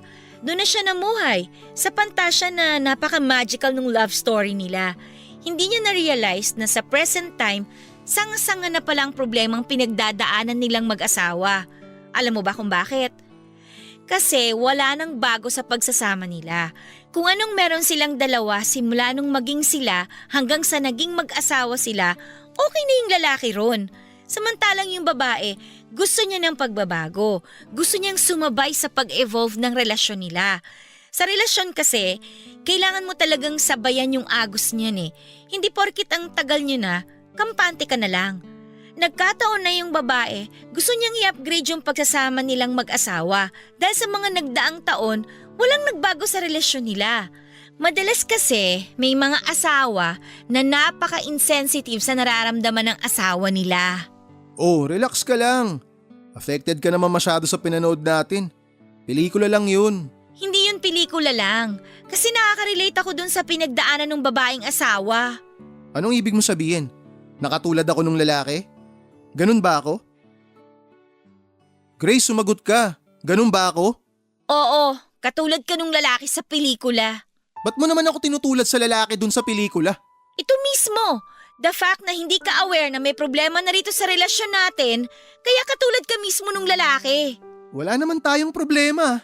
Akala mo lang wala kasi hindi mo nakikita yung problema. Pero meron, Brent. May problema sa relasyon natin. O sige, ano yung problema? Sabi mo sa akin. Saan ba patungo tong relasyon natin? Anong san patungo? Kailangan pa bang sagutin yan? Malamang. Hindi pa ba obvious kung saan? Sa estado natin ngayon? Hindi. Hindi talaga obvious. Alam mo kung bakit? Kasi pakiramdam ko, para lang akong display sa buhay mo. Ako yung girlfriend for the sake na may masabi ka lang na girlfriend. Pinupuntahan mo ako kung kailan convenient sa'yo. Nagde-date tayo kung kailan hindi ka busy. Tsaka lang ako nabibigyan ng pansin kapag wala ng problema sa pamilya mo. Ano ba talaga ako? Tambayan mo kapag wala ka ng magawa? Alam mong busy akong tao. Yun na nga eh.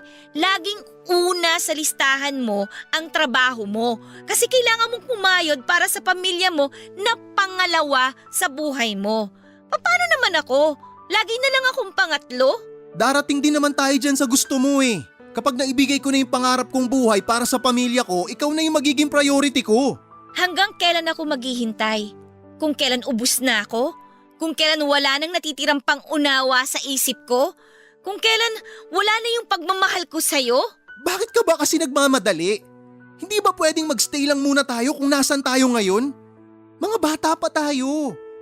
Wala ka bang pangarap na gusto mong abutin? Hindi lang sa pag-ibig umiikot ang mundo, Grace. Saan na napunta yung pangako natin na sabay nating tutuparin yung mga pangarap natin? Ano to? Kanya-kanya na lang? Ano ba naman yan? Hindi yun yung gusto kong sabihin. Pero yun ang pinaparamdam mo sa akin eh. Brent, gusto ko ng assurance. Gusto ko lang naman na iparamdam mo sa akin na may future na nag-aabang para sa ating dalawa. Yun lang naman yung kailangan ko eh. Ewan ko sa'yo. Hindi ko maintindihan kung bakit hindi mo makuha-kuha yung pinagdadaanan ko ngayon. Sobrang gulo pa ng utak ko.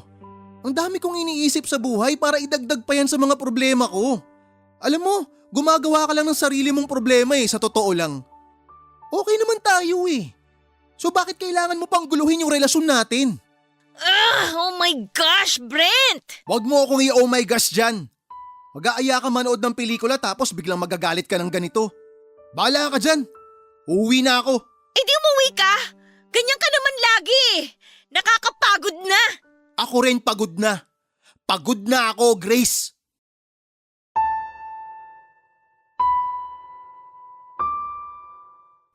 Sobrang nakaka-frustrate, Papa Dudut, dahil para bang hindi narinig ni Brent ang mga hinaing ko noong panahong yon.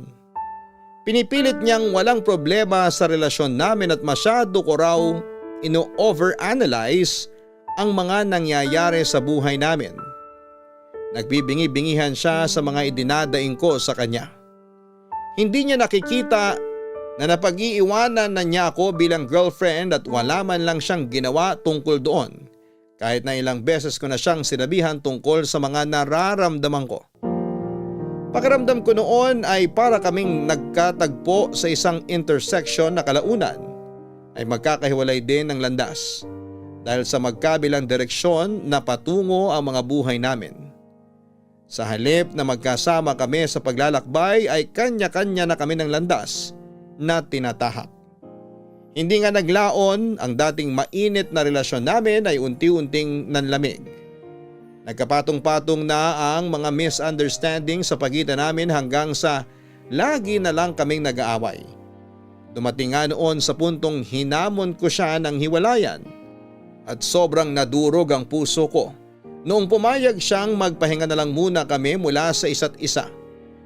Sa pagpayag pa lamang ni Brent na mag-cool off kami ay pinatunayan lamang niya na hindi talaga ako kasama sa mga priority niya. Nasaktan ako na hindi man lang niya pinag-isipan ang desisyon niya. Pumayag siya kaagad na magpahinga muna kami mula sa isa't isa nang hindi man lang kinoconsider kung ano ang mararamdaman ko. Pinanindigan ko ang hamong ginawa ko sa kanya ng ilang linggo hanggang sa hindi ko rin siya natiis. Mahal ko siya, mahal na mahal ko siya ng sobra para sa sarili ko, kaya sa huli ay ako rin ang lumapit sa kanya para ibalik na ang relasyon namin. Pero nagulat na lamang ako nung ayaw na ni Brent na bumalik kami sa dati, Papa Dudut. Sising-sisi ako noon na nakipag-cool off ako kay Brent.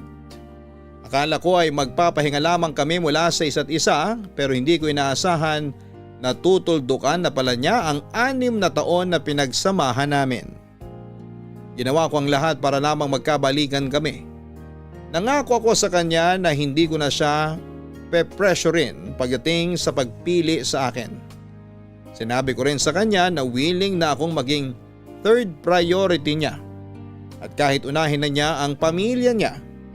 Pero sa huli hindi na talaga ako binalikan pa ni Brent.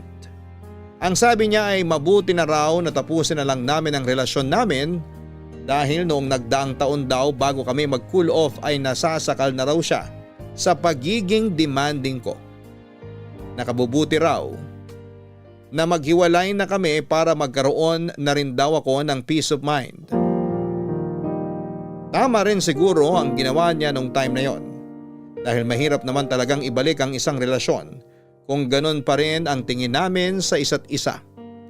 Sobrang sakit lang para sa akin na mabilis natapos ang pag-ibig na inakala ko noon ay dadalhin ko hanggang sa pagtanda ko. Ilang buwan kong dinanas ang sakit ng hiwalayan namin ni Brent. At kahit papaano'y totoo ang kasabihang time heals dahil natuto rin naman akong mamuhay nang wala si Brent sa tabi ko. Matagal bago ko nakuha ang katahimikang yon pero dumating din ang araw na natanggap ko rin ang katotohanang ang first love ko ay hindi ang magiging final love ko. Pagkatapos maghilom ng puso ko ay saka naman sunod na pumasok sa buhay ko si Roan. Na katulad ng nauna kong kwento sa inyo ay hindi rin naging maganda ang ending. Mabilis na dumaan ang mga taon. Nagkaroon ako ng sakit at yun na ang naging dahilan kung bakit muli kaming nagkita ni Brent noong 2021. Brent! Hello! Grace, Kanina ka pa ba? hindi, kararating ko lang din. Salamat pumayag ka na makipagkita sa akin ha. Oo naman, walang problema. Maupo ka. Salamat. Nagulat nga ako na bigla ka nag-message sa akin eh. Akala ko nakalimutan mo na ako. Hindi ah. Paano kita makakalimutan eh? Ikaw ang first boyfriend ko. Mabuti naman kung ganon. Hindi rin kita nakalimutan eh. Hindi naman ba kita naabala? Hindi ka abala. Wala akong pasok ngayon, tsaka wala naman akong ginagawa sa bahay. Kaya libre ang oras ko. Mabuti naman may time ka na ngayon. Wala na kasi ako masyadong pinagkakaabalahan eh.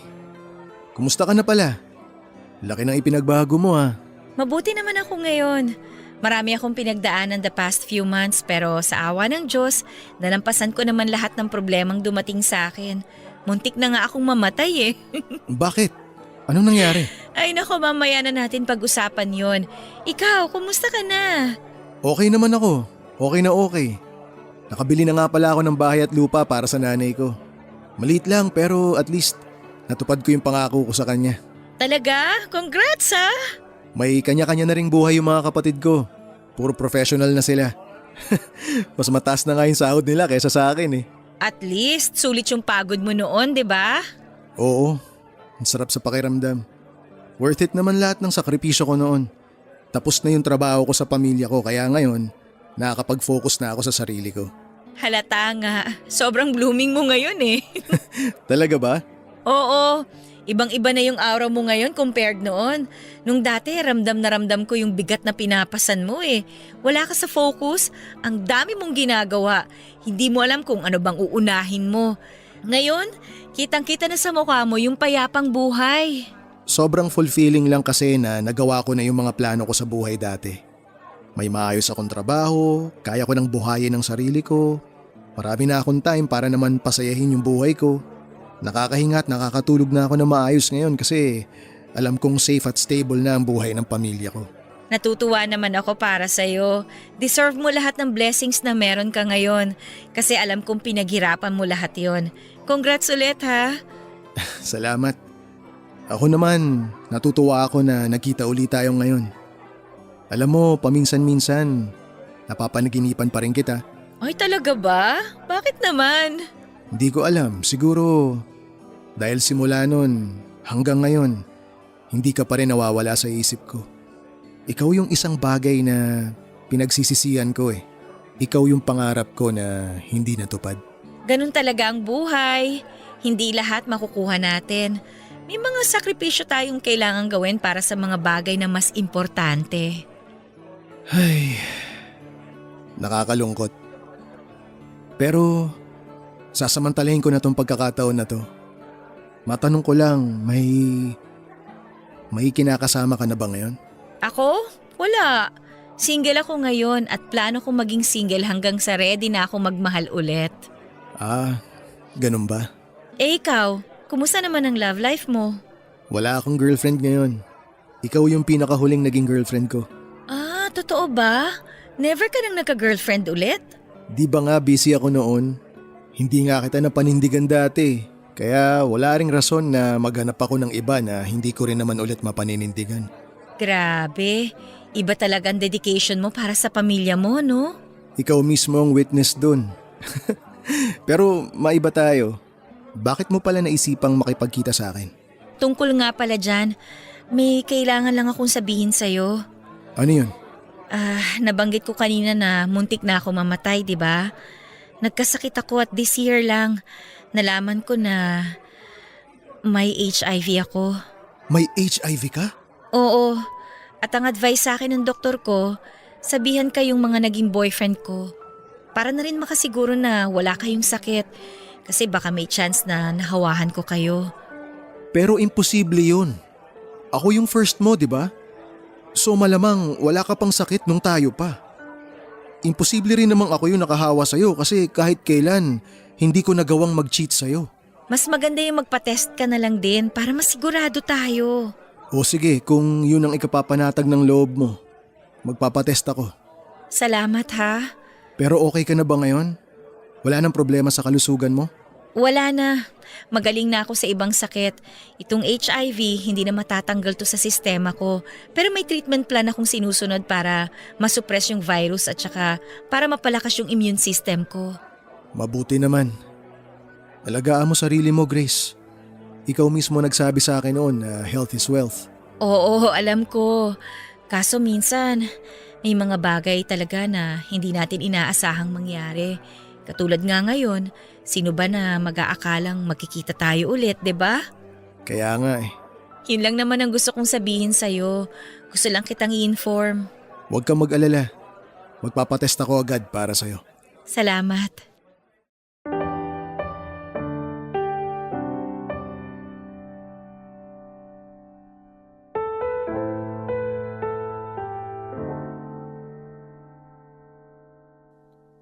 Papadudot negative ang naging resulta ng HIV test na ginawa ni Brent. Negative din si Roan at Toto, ang ibig sabihin lang noon kung hindi ko nakuha sa tatlo ang sakit ko ay malamang kay Patrick ako nahawa at hindi ako ang nakahawa sa kanya. Nang mga panahong yon ay naisip ko na baka yung sakit ko na ang naging balik sa akin ng mundo dahil sa ginawa kong panloloko kay Patrick. Nakarma ako dahil pinaglaruan ko ang puso ng isang tao. Kahit ganon ay tinulungan ko pa rin si Patrick sa naging pagharap niya sa kanyang sakit. Naging sandalan namin ang isa't isa para bumangon ulit. Dumaan ang mga taon at nagpatuloy ako sa araw-araw na gamutan ko hanggang sa parang wala na akong sakit. Nakabalik din ako sa sarili kong timbang.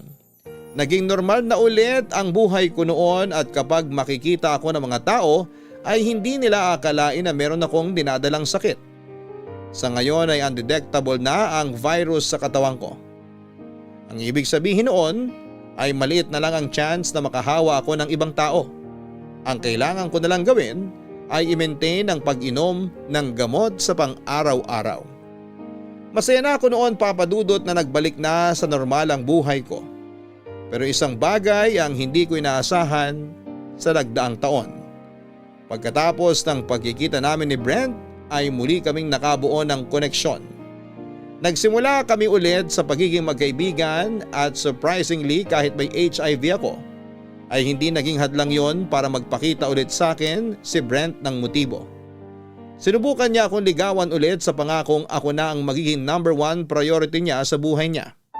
Sinagot ko siya, papadudot, at ang unexpected comeback ng love story namin ay nagpatuloy hanggang sa kasalukuyan.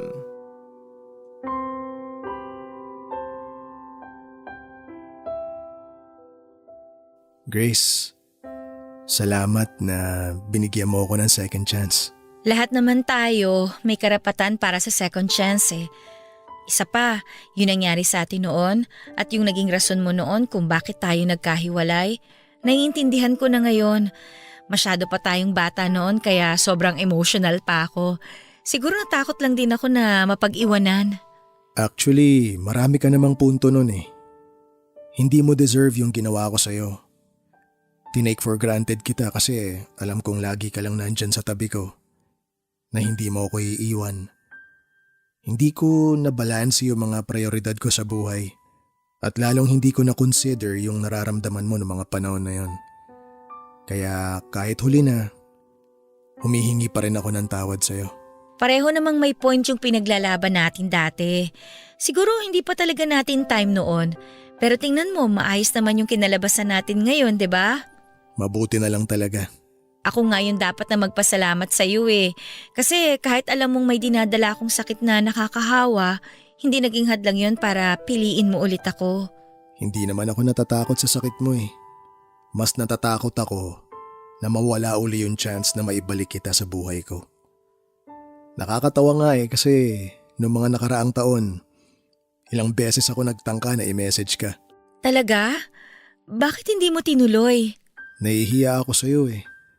Ako yung nakipaghiwalay. Ako yung sumira sa relasyon natin.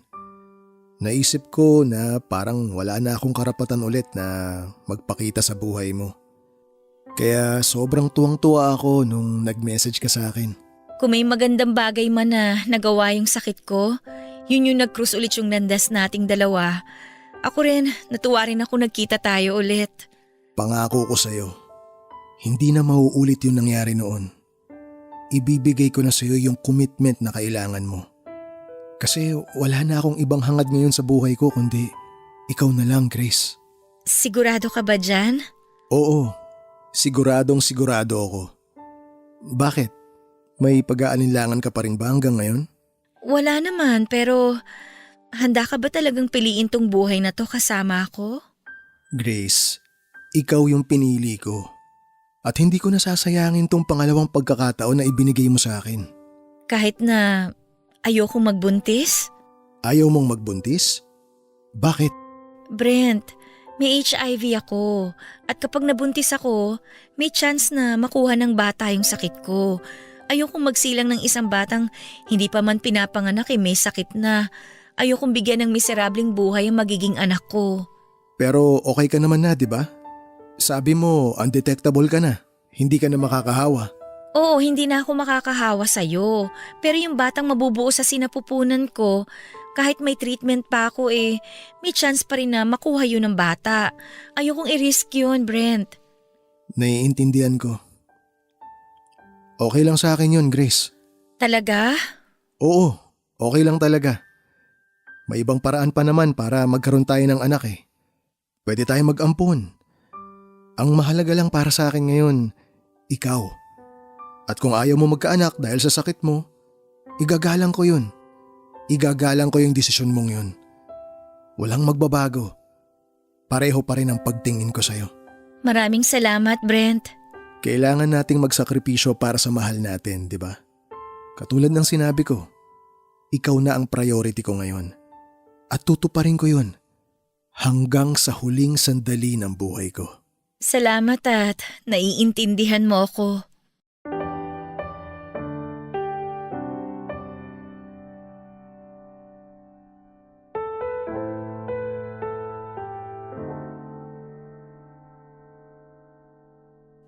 At yun na nga po ang naging kapalaran namin ni Brent, Papa Dudut. Sa kabila ng kawalan ko ng kagustuhang magkaroon ng anak ay tinanggap ito ni Brent. Simula noong nagkasakit ako ay marami nang nagbago sa buhay ko at lahat ng ito ay puro positibo. Nagkabalikan kami ni Brent para sa pangalawang pagkakataon ay maitama namin ang mga pagkakamali namin noon. Sa kabilang banda ay may sarili ng pamilya si Toto ngayon. Si Patrick naman ay undetectable na rin ang HIV sa dugo niya at tahimik nang namumuhay sa Bacolod. Dahil maagang nalaman ang sakit nito ay naiwasan niya ang mga malubhang sakit na pwedeng dumapo sa kanya. Hindi na siya natuloy sa pag-iibang bansa at mas pinili na lamang niyang samahan ang mga magulang niya. Sa kasamaang palad, si Roan ang nagkaroon ng masamang kapalaran sa taong ito. Atake raw sa puso ang kinamatay niya. Pero nitong nakaraang buwan lang ay isang sekreto ang nalaman ko. Hindi lang atake sa puso ang kinamatay ni Roan. Ibinalita sa akin ng ex niyang si Margie na nagkaroon muna ng pneumonia si Roan dahil meron palang HIV ito. Nauwi ito sa heart attack na siyang kinamatay niya, Papa Dudut. Ang kwento sa akin ni Margie, isang kaibigan umano ni Roan ang nakausap niya tungkol sa totoong sakit nito. Nalaman nilang may HIV si Roan noong nakasabay nito ang kaibigan ni Margie sa pagkuha ng gamot sa center. Simula noon ay itinigil na ni Roan ang pag-inom ng gamot niya dahil wala naman na raw siyang nararamdamang sakit hanggang sa bigla na lamang siyang nagka-pneumonia. Kung paano siya nakakuha ng HIV, isang malaking palaisipan pa rin yon sa amin hanggang sa ngayon. All those years, naniniwala ako na si Patrick ang nakahawa sa akin. Pero ang totoo ay kay Roan pala nang galing ang lahat. Mas lalo akong na-guilty nung na-realize kong ako ang nakahawa kay Patrick, Papa Dudut. Magsilbi sana itong leksyon sa lahat kung gaano kaimportante ang HIV testing. Importante rin na maabisuhan natin ang mga partners natin kung meron mang sakit dahil hindi biro ang makahawa ng tao. Kung noon ay takot akong malaman ng ibang tao na may HIV ako, ngayon ay hindi ko na ito kinakahiya. Bilang isang HIV advocate, gusto kong maging inspirasyon at ehemplo sa mga tao. Gusto kong gawin nila akong instrumento para ipagpatuloy ang laban nila sa naturang sakit. Gusto kong gamitin ang kaalaman ko sa sakit na ito para magbigay ng liwanag at kaalaman sa mga kapwa ko Pilipino. Kaya sana kahit papaano ay marami kayong natutunan sa naging kwento ko. Dito na po nagtatapos ang sulat ko. Buong puso akong nagpapasalamat sa inyo, Papa Dudut. Pati na rin sa Barangay Love Stories, lalong-lalo na sa Barangay LS 97.1. Pagpalaing kayo. Ang inyong forever kapuso at kabarangay, Grace. Totoo na ang nakaraan ay mahirap ng balikan. Pero ang ating kinabukasan ay hawak-hawak pa rin ng ating mga palad. Nasa sa atin na lamang kung paano natin gagamitin ang nakaraan na ito para buuin ang bagong buhay na pinapangarap natin para sa ating hinaharap. Mga kabarangay, sana'y marami kayong napulot na aral sa kwento ni Grace. Sa talaan po ng DOH, 55 na kaso ng HIV ang nadedetect araw-araw dito sa Pilipinas. Kaya sana'y sundin natin ang request ng ating sender na maging safe at magpa-test dahil sa prevention is better than cure. Lalo na sa sakit na wala pang lunas. Hanggang sa muli, ako po ang inyong si Papa Dudut sa mga kwento ng pag-ibig, buhay at pag-asa sa Barangay Love Stories number 1. Sabay-sabay nating pakinggan ang iyong kwento ng pag-ibig, buhay at pag-asa. Ipadala lang sa barangaylovestories@yahoo.com. Nagustuhan ng iyong napakinggan? Ituloy yan via live stream sa www.gmanetwork.com/radio. Barangay LS 97.1. Forever! Mga kwento ng pag-ibig, kwento ng pag-asa at mga kwento ng buhay dito sa Barangay Love Stories. Love Stories.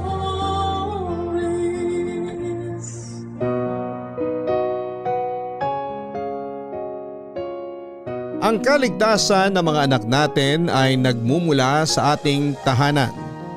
Ngunit paano kung sa atin pa lamang sambahayan mag-uugat ang malagim niyang nakaraan? Ikaw, kabarangay, paano mo ipinagpapatuloy ang buhay sa kabila ng iyong masalimuot na kahapon?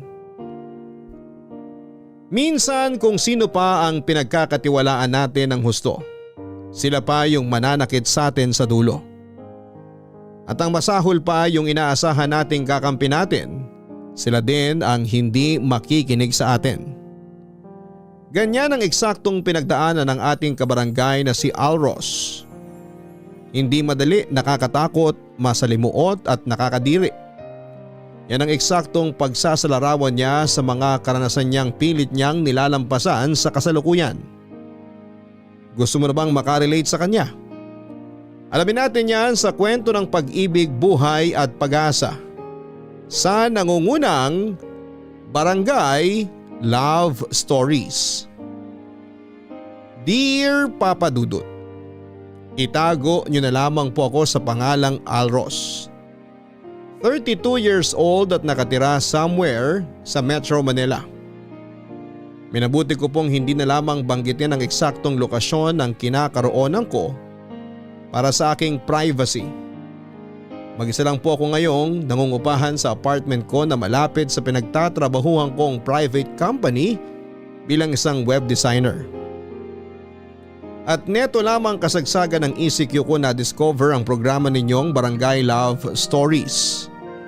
Matapos naming pansamantalang mag-work from home at kahit na bumalik na kami sa office ay certified ka-barangay pa rin ako. Papa Dudut, marami na rin po akong napakinggan sa mga tampok ninyong storya na talaga namang ikinatuwa at kinalungkot ko. Bukod doon ay humahanga rin po ako sa ating mga kabarangay na nagsishare ng kanilang kwento dahil gusto nilang may matutunan ang mga nakikinig sa kanila.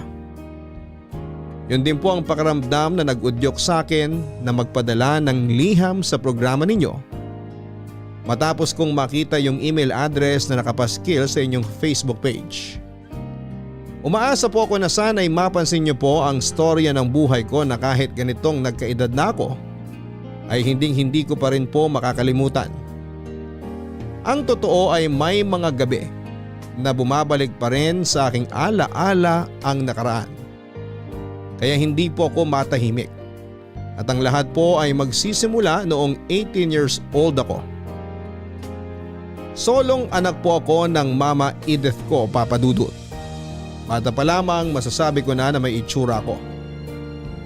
Sa katunayan ay cutie po ang bansag sa akin ng mama ko pati na ang iba naming kamag-anak.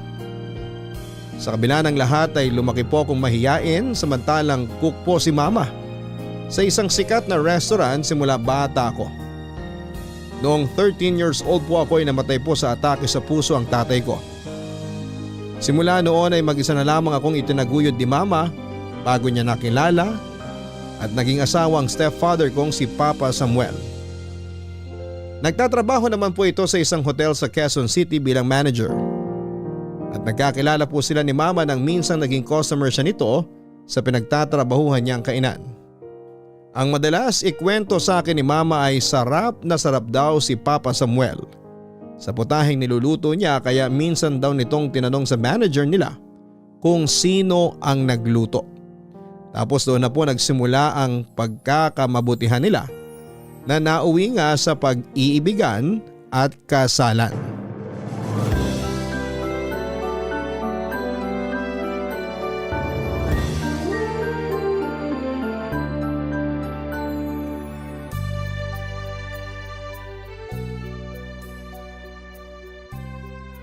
Nga pala Samuel, alam mo ba tong anak natin, top 1 ng klase nila? Man naman, nakakahiya. O bakit? Ayaw mo bang malaman ng papa mo? Talaga? Aba, congratulations, Alros. Tulad ng inaasahan namin ng mama mo sa'yo. Sinabi mo pa mahal. Nakita ko nga yung mga grades niya. Naku! Ang tataas! Kahit kailan hindi ako binibigo nitong anak natin. Gwapo na, matalino pa!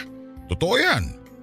Nung unang beses kong makita tong si Alros, alam ko na malayo mararating ng anak mo, Edith. Sabi mo nga, hindi lang looks ang meron siya, mautak din. Papa naman, nahihiya na nga po ako eh. Aba, bakit ka nahihiya? Hindi ka ba naniniwala sa sinasabi namin sa'yo ng mama mo? Naniniwala po, kaso hindi po ako sanay na pinupuri. Nako Samuel, pagsabihan mo nga yung anak mo. Ang galing-galing tapos mahiyain. Kailangan niyo pa po ba talagang sabihin yun, ma? Oo naman, para alam din ng papa mo. Kailangan mong baguhin yung pagiging mahiyain mo, Alros. Hindi pwede yung ganyan, lalo kapag nagtatrabaho ka na. Tawag doon, social skills.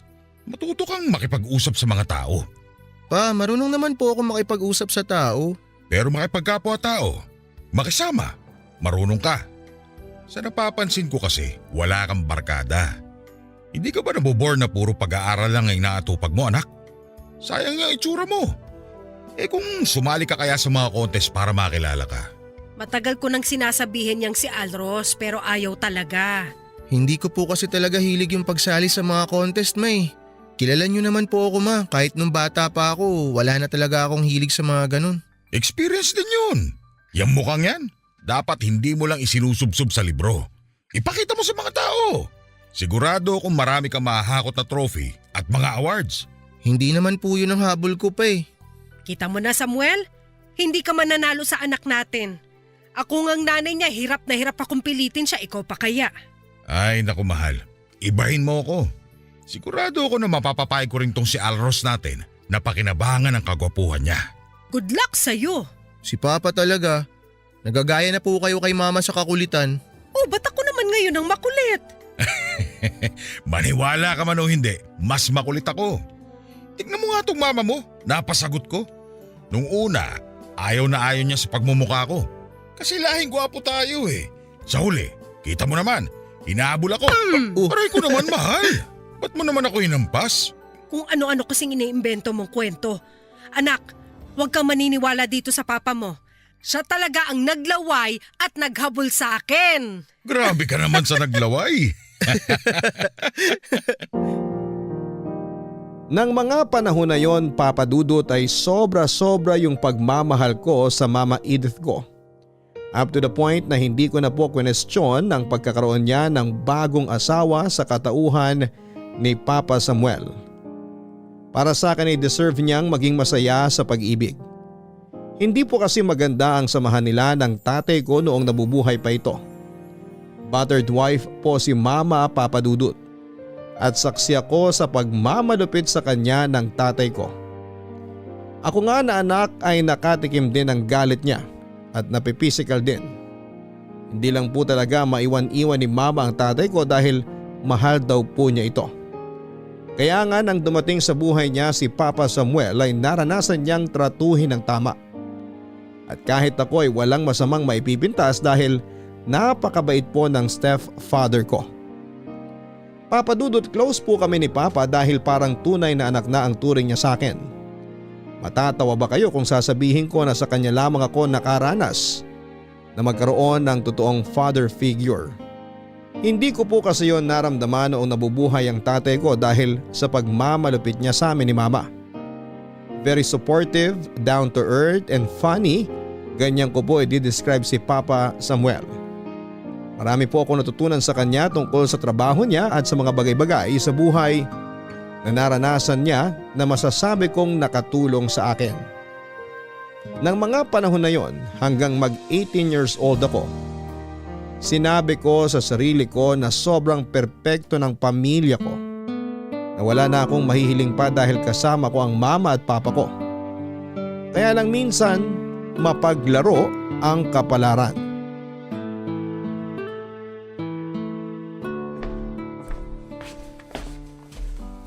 Wow, sinigang na baboy po ba yan, pa? Mismo nak, pwede mo ba akong tulungan? Hiwain mo itong mga gulay para mabilis tayong matapos.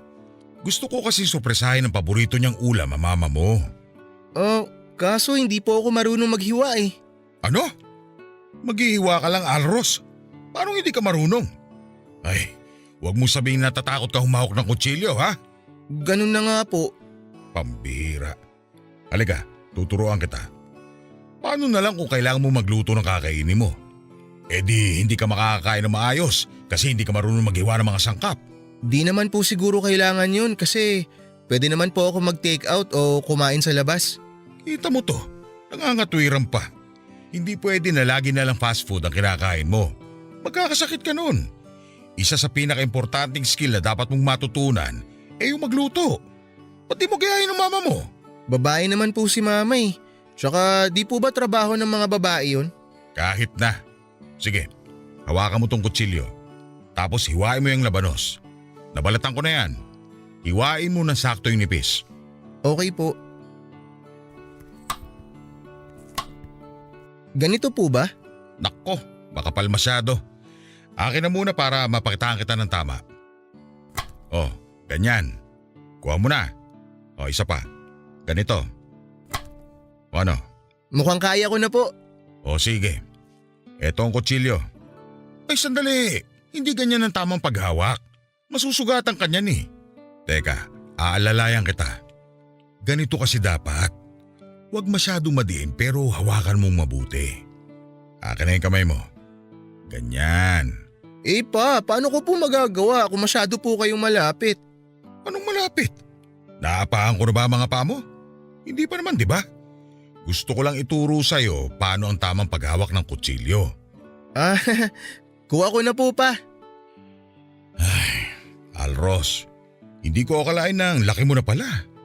Nung unang beses kasi kita nakita noon, mababa ka pa sa akin. Ngayon malapit mo na ako matangkaran.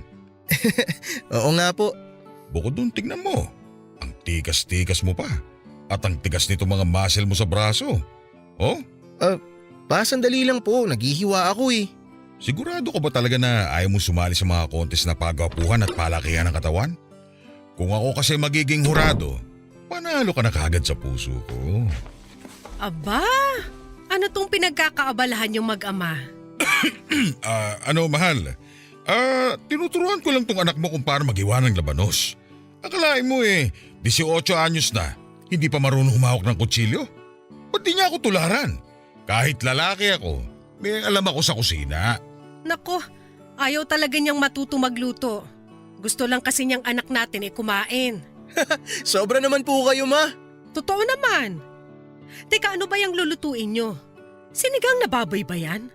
Naku, paborito ko yan! Sinabi ko nga kay Alros na plano ko namin ipagluto ng sinigang na baboy. Kaso nalaman mo na, kaya hindi na sorpresa. Di ba, Alros?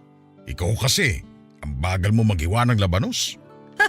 Hayaan mo na, mahal. Turuan mo na lang tong anak nating magluto. Tapos surpresahin nyo na lang ako sa lasa. Mabuti pa nga. Ano, game ka na? Hiwain mo na yung gulay, tapos isunod mo na yung karne. Opo, Papa.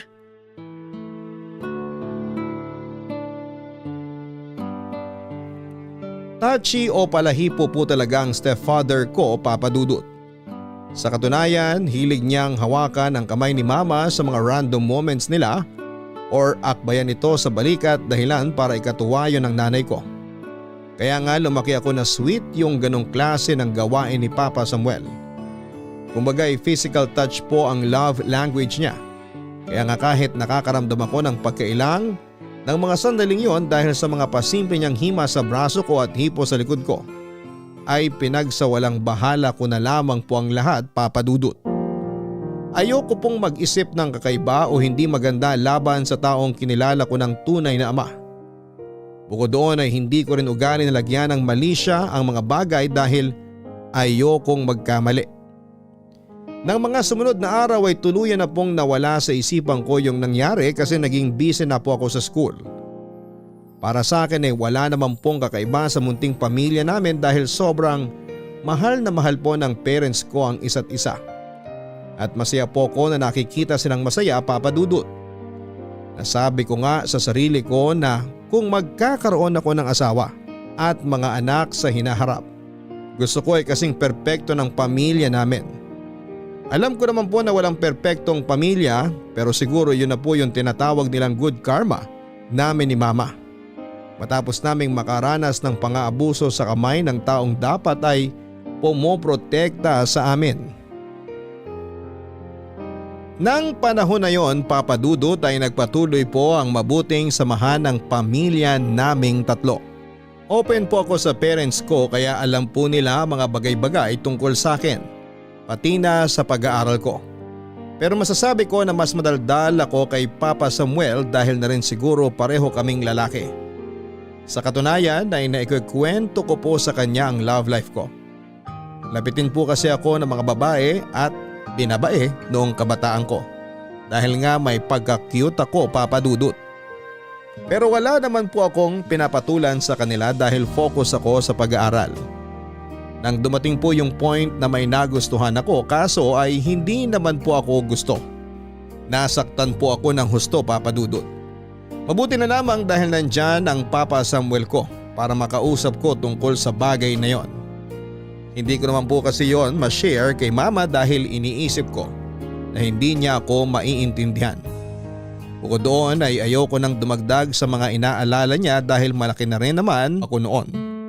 Thankful ko lamang dahil hindi lang father figure sa akin si Papa Samuel. Para ko na rin po siyang mapagkakatiwalaang kaibigan.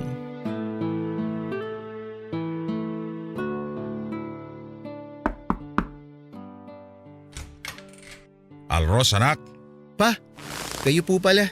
Sabi sa akin ng mama mo, hindi ka raw nagapunan. May problema ka ba? Wala lang po akong gana. Sa akin ka pa talaga nagsinungaling.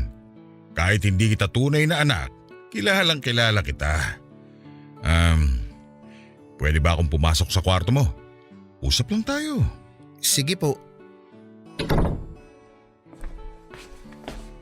Tatabihan kita ng upo rito sa kama, ha? Ano bang problema, anak? Ayos lang po talaga ako. Hindi lang mga babae ang malakas ang pakiramdam kapag malungkot ang isang tao. Ganon din tayo mga lalaki.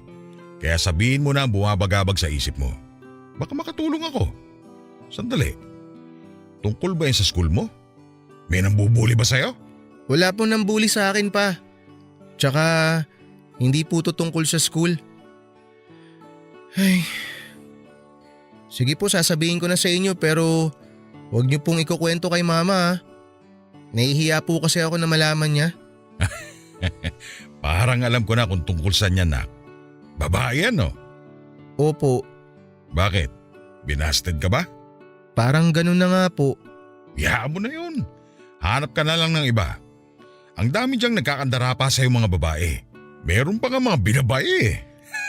Pero gusto ko po talaga siya, eh. Akala ko nga po gusto niya rin ako. Masyado po ako naging confident kaya bigla na lang po ako nag-confess sa kanya ng feelings ko. Kaso hanggang kaibigan lang daw po ang kaya niyang ibigay sa akin, eh. Nahihirapan lang po akong tanggapin na may iba po siyang lalaking nagugustuhan. Ganyan naman talaga sa una, mahihirapan ka. Lalo pat nasa iyo ng lahat, hindi ba? Talino, kagwapuhan, pero hindi pa rin ikaw gusto ng babaeng mahal mo. Pero maniwala ka sa akin, makaka-move on ka rin. Makakatagpo ka rin ng para sa iyo talaga. Yun bang pareho niyong gusto at mahal ang isa't isa? Pakiramdam ko po kasi wala nang hihigit sa kanya, eh. Anong wala na? Meron at meron pa rin mas makahihigit sa kanya. Maniwala ka sa akin. Niloloko ka lang ng pakiramdam mo sa ngayon. Pero pag naka-move on ka na, sasabihin mong tama ako. Sa bagay po, dumating nga po kayo nung panahon na akala ni Mama hindi na siya magmamahal ulit, eh. Pagkatapos pumamatay ng tatay ko. Kaya naniniwala po ako sa sinasabi niyo, pa. Ganyan nga, Alros. Huwag mong hayaan na kainin ng kalungkutan niyang sistema mo. Mga lalaki tayo. Dapat hindi tayo magpa-apekto sa mga babaeng yan. Dapat maging matatag at matapang tayo. Gayahin mo ko. Salamat po sa pakikinig, pa.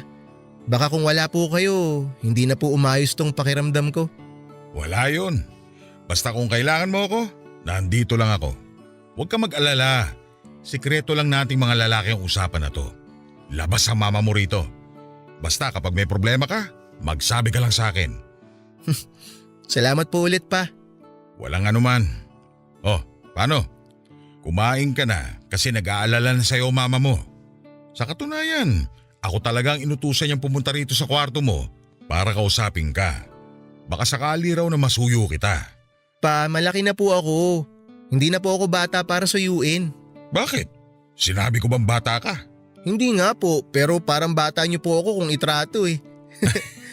Ewan ko sa'yo, nak. Tara na sa kusina. Kumain na tayo. Tapos, kwentuhan mo pa ako ng mga nangyari sa'yo. Close na po kami ni Papa Samuel pero habang tumatagal, mas nagiging malapit po kami sa isa't isa. Pero napansin ko rin po na bumalik yung gawin niya na pagiging touchy o mahipo sa akin, Papa Dudut. Naalala ko na nawala na yon sa isipan ko noon pero bigla ulit akong nakaramdam ng pagkailang. Minsan ay hindi po kasi pangkaraniwan yung haplos at himas niya sa akin. May pagkakataon na tumatagal sa braso ko ang kamay niya. Tapos pinipisil niya ang mga yon. Nangyayari po yon kapag nagkwekwentuhan kami o di kaya ay nagbabanding as family. Kahit kasama namin si mama, may pagkakataon na sa akin na po nakadikit ang Papa Samuel ko. Papa Dudut, naging tikumpo ang bibig ko sa mga galawan ng stepfather ko kahit na hindi na ako komportable. Sa totoo lang ay dumating po ako sa point na umiiwas na akong makasama siya dahil nga sa pagiging literal na malapit niya sa akin. Hindi po ako maarte pero ramdam naman po natin kapag may kakaibang ginagawa sa iyo ang isang tao, lalo na kung hindi na mabuti yon. Ang siste, ako na lamang po ang nag-a-adjust. Pero hindi po siya nakakaramdam. Dumalas nga po ng dumalas ang pasimple niyang panghihipo sa akin hanggang sa kumprontahin ko na siya, pero tinanggi po niya na wala siyang ginagawang masama at masyado lamang akong malisyoso.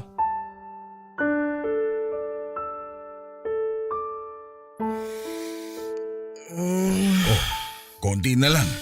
Malapit na tayo sa kwarto mo. Dahan-dahan lang kasi baka madapa ka. Teka sandali, huwag ka malikot. Bubuksan ko lang tong pinto para makapasok na tayo sa kwarto mo.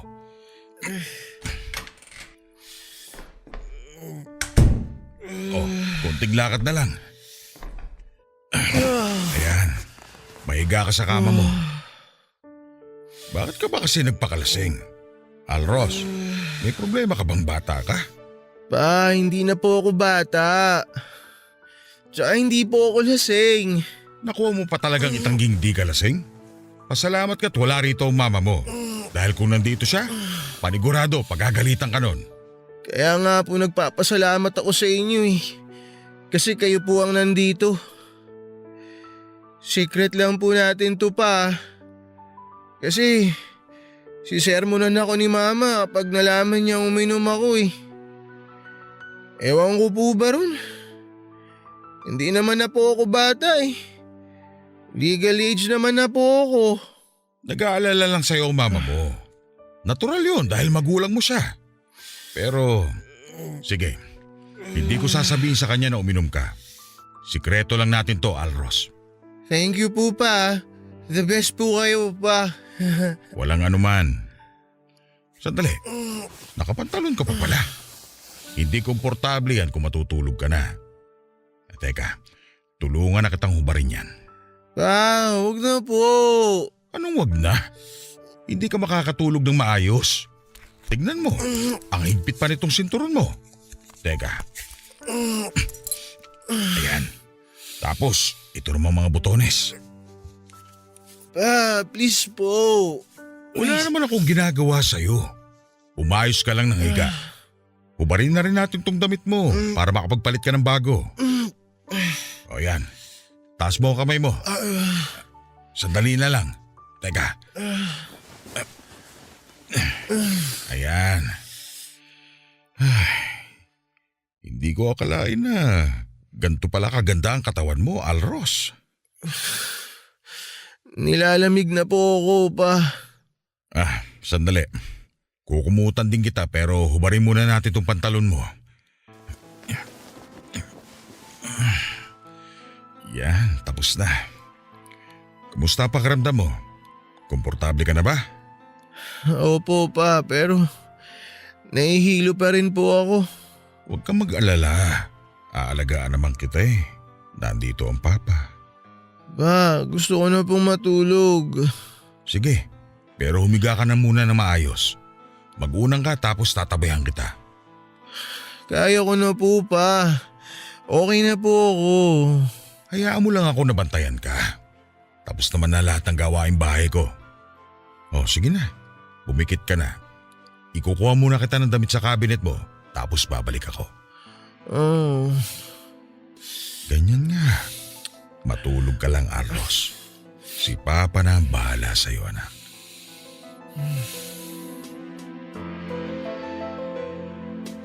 Matapos po akong mahimasmasan ay bumalik po sa alaala ko ang lahat-lahat ng kawalang-hiyaang ginawa sa akin ng stepfather ko, Papa Dudut. Pinagsamantalahan niya po ako at wala po akong kalaban-laban dahil nga nasa impluwensya ako ng alak. Nang mga panahon na yon ay galit na galit po ako sa taong tinuring kong parang tunay na ama. Pagkalabas ko ng kwarto ay naabutan ko po siyang nagluluto ng almusal sa kusina.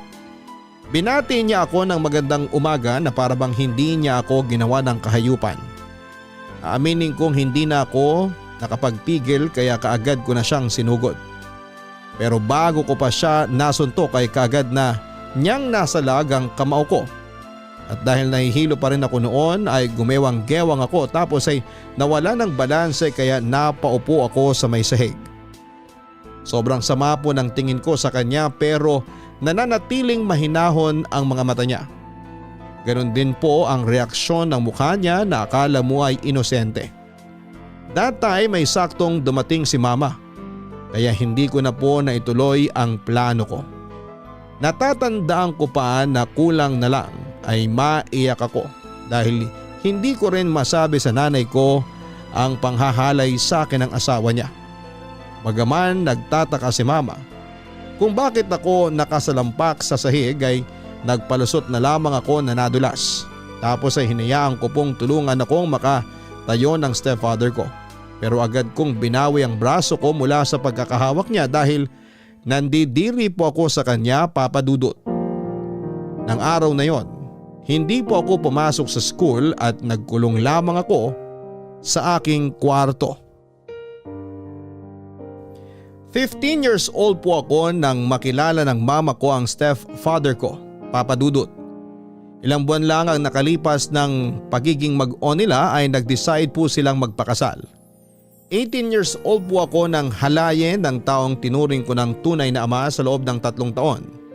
Kaya sobrang sakit po para sa akin na mabuhay ng panahon na yon.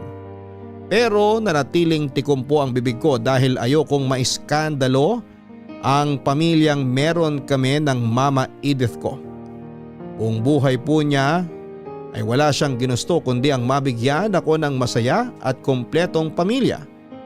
Yun bang may mapagmahal na nanay at tatay.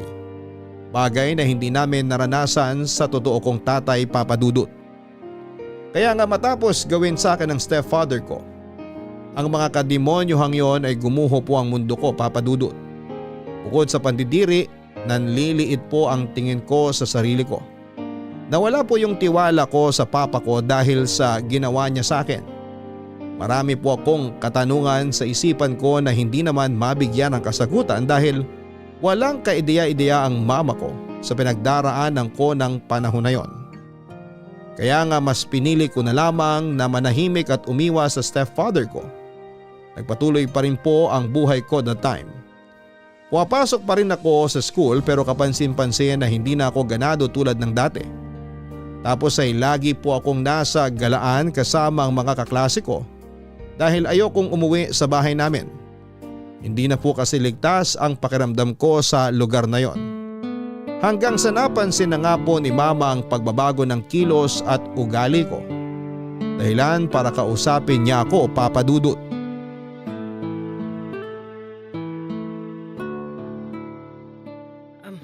Alros anak, ayos ka lang ba? Ayos lang po ako, ma. Napapansin ko parang hindi mo ginagalaw ang pagkain mo. Hindi mo ba nagustuhan ang ulam na niluto ng papa mo? Hindi naman po sa ganun, ma. Wala lang po talaga akong gana. Sa pagkakatanda ko, paborito mo ang pork steak, anak. Kaya nga yan ang niluto ko para marami kang makain. Pwede ba? Huwag niyo nga akong tawaging anak. Alros! Ano bang problema mo? Wala po, ma. Wala po akong problema. Pasensya na po. Huwag ka sa akin humingi ng pasensya. Ako ba ang sinigawan mo? Hindi naman, di ba? Sa papa mo ka humingi ng dispensa. Hindi kita pinalaking bastos. Edith, huwag mo nang pagalitan si Alros. Baka hindi naman niya sinasadya. Sinasadya man niya o hindi, mali pa rin na pagtaas ang kanya ng boses. O ano pang hinihintay mo, Alros? Pasko? Mag-sorry ka na sa papa mo! Sorry po, Papa. Ayos na yon. Kalimutan na natin yon. Kumain ka na lang dyan. Masamang kinatatamaran at pinaghihintay ang pagkain. Opo. Nga pala mahal, malapit na ang Christmas party namin sa trabaho namin. Kaya naghahanda na ang HR ng event. Gusto kong pumunta kayo ni Alros. Talaga ba? Sige, pupunta kami ng anak mo. Kailan ba yun? Nito ka 22. Invited kasi ang mga pamilya namin. Kaya sigurado ako na mag-e-enjoy kayo ron. Pwede po bang hindi na lang ako sumama? Bakit? May pupuntahan ka ba nun? Wala naman po. Eh di sumama ka na lang kesa naman mabulok ka rito sa bahay natin. Event yun sa company ng papa mo. Tama ang mama mo. Nasabi ko na rin kasi na dalawa kayong isasama ko. Pero wala naman po akong kilala dun eh. Baka mabagot lang po ako. Dito na lang po ako sa bahay. Naku, tigilan mo nga ako sa kakaganyan mo, Alros. Noong nakaraang taon, hindi ka rin sumama sa party namin. Kasi sabi mo, tinatamad ka. Aba, hindi naman pwede na lagi kang ganyan. Mama naman eh. Sigurado naman ako na hindi ka mababato doon. Kasi isasama ng mga katrabaho ko mga anak nila na kaedad mo. Malay mo, may maging kaibigan ka doon. Eh hindi naman po ako naghahanap ng bagong kaibigan. Ano ba kasing problema mo? Wala po akong problema, ma. Ay, wag mo nang pilitin ang anak mo kung ayaw niya, mahal. Hindi ko siya pinipilit. Sinasabihan ko lang siya na lumabas ng bahay at wag palagi nagkukulong sa kwarto niya. Paano siya matututong makihalubilo sa ibang tao kung kukonsintihin mo siya? Ikaw na ang may sabi, dapat siyang matutong makipagkapwa-tao. Kaya anak, sasama ka sa party ng papa mo sa ayaw at sa gusto mo. Please naman, ngayon lang ako nagre-request sa'yo. Sumama ka na, anak. Opo, sige po. Sasama na po ako.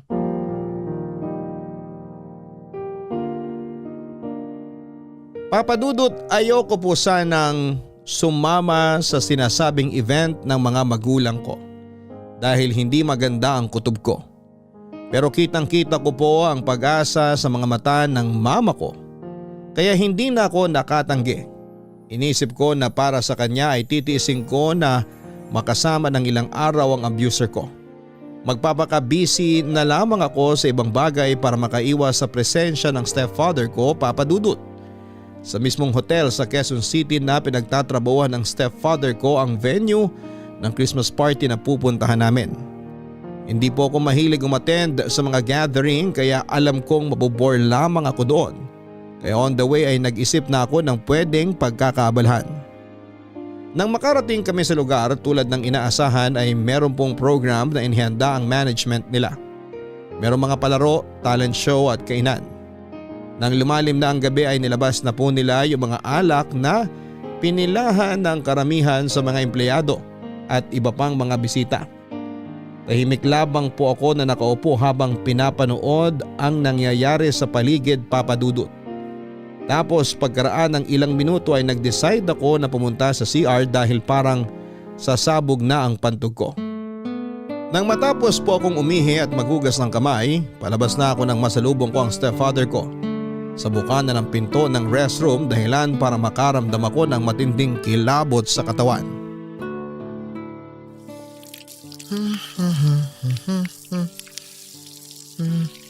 Nandito ka lang pala.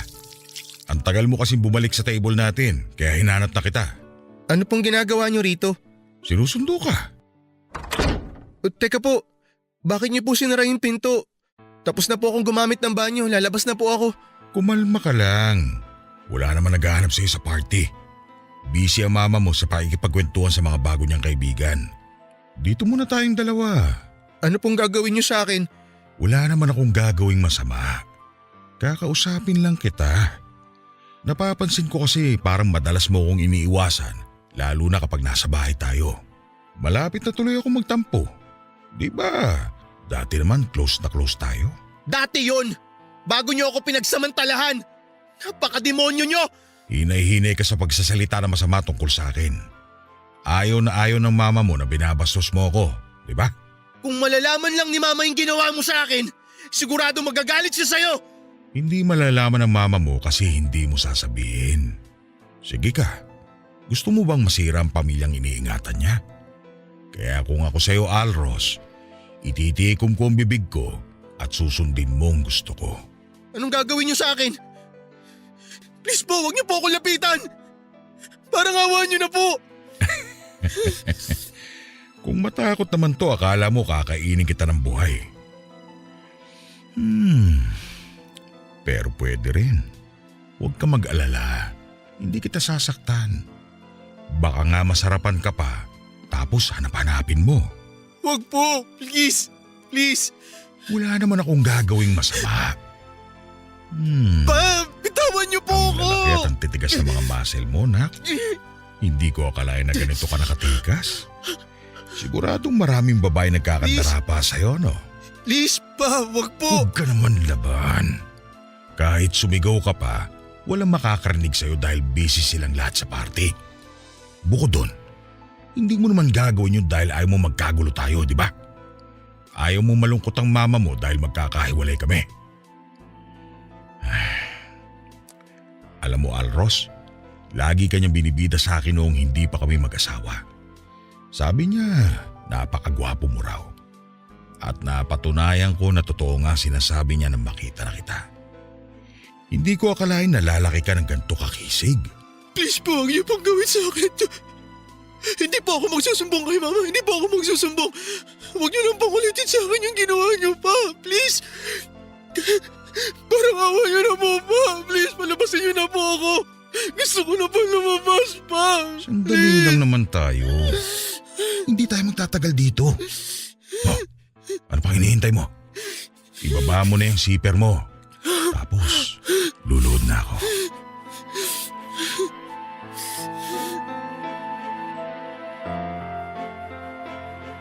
Alam ko na marami sa mga kabarangay natin ang magsasabi na sana ay sumigaw ako. Pero kapag kayo po ang nasa sitwasyon, ay pangingibabawan na kayo ng labis na takot. Yun po kasi ang eksaktong naramdaman ko. Matapos akong abusuhin ulit ng stepfather ko sa naturang CR ng hotel na pinagtatrabahuhan niya. Hindi ko na po ilalarawan kung paano niya po ako binaboy, pero aside sa panghihipo ay ginawa niya po ako ng ibang nakakadiring bagay. At hindi na po ako nakapalagpapadudot, sa halip ay nagpatianod na lamang ako sa pangyayari. Nang matapos siya sa akin ay parang wala lang na inayos niya ang sarili sa harapan ng salamin.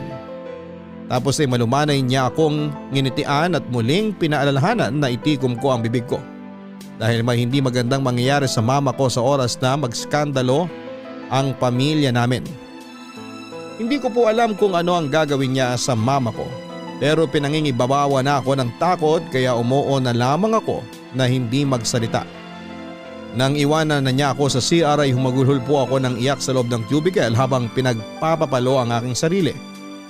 Pakiramdam ko ang tanga-tanga ko dahil hinayaan kong abusuhin na naman ako ng stepfather ko.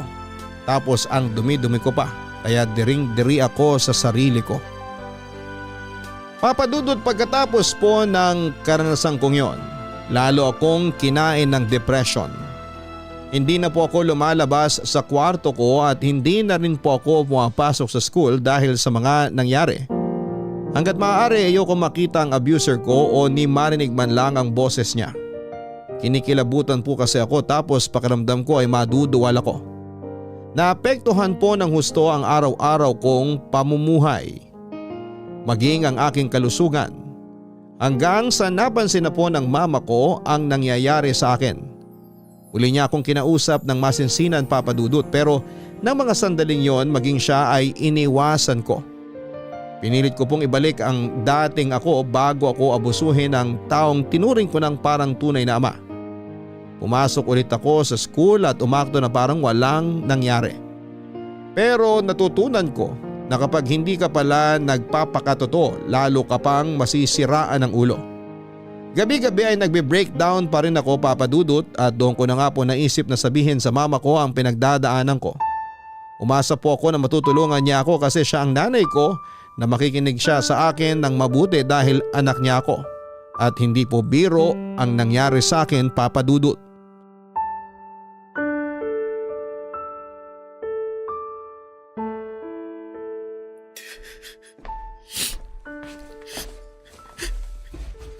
Ma? Alros, bakit ka umiiyak? Anong problema? Ma, may sasabihin po ako sa inyo pero sana po makinig po kayong mabuti sa akin. Siyempre makikinig ako, anak. Sige, sabihin mo kung ano yun. Si Papa po, Ma. Ginawa niya po ako ng masama. Ano? Ang papa mo? Si Samuel? Opo, Ma. Sandali. Hindi ko maintindihan. Alros, alam mong masamang magsinungaling, di ba? Ma, hindi ako nagsisinungaling. Sabi niyo makikinig kayo sa akin ng mabuti. Hindi pa nga ako tapos magsalita eh. Bakit ka nagtataas ng boses? Naririnig kita, magkaharap lang tayo.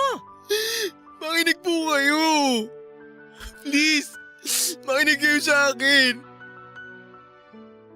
2 beses po niyang ginawa yung kababuyan na yun sa akin, Ma. Hindi lang po ako nagsalita nung una kasi natatakot po ako. Natakot po ako sa pwedeng mangyari sa pamilya natin pag nalaman niyo po yung kademonyohan niya sa akin. Ano ba kasi ang ginawa sa'yo ni Samuel? Pinagsamantalahan niya po ako, Ma. Ano? Nung unang beses po na nangyari yun, lasing po ako. Lasing na lasing po ako nun pero natatandaan ko po yung ginawa niya sa akin. Hindi lang po ako nakalaban kasi wala po akong lakas. Hindi ko po siya naawat, Ma. Ulo ka ba? Kung lasing ka, ibig sabihin malaki ang tsansa na hindi totoong binibintang mo sa papa mo. Naririnig mo ba ang sarili mo, Alros? Saka sandali. Anong sinabi mo ulit? Lasing ka? Ma, bakit niyo po ako inampas? Kasi nagsisinungaling ka! Gumagawa ka ng kwento! Hindi po ako nagsisinungaling. Hindi rin po ako gumagawa ng kwento. Manaulit pa yun.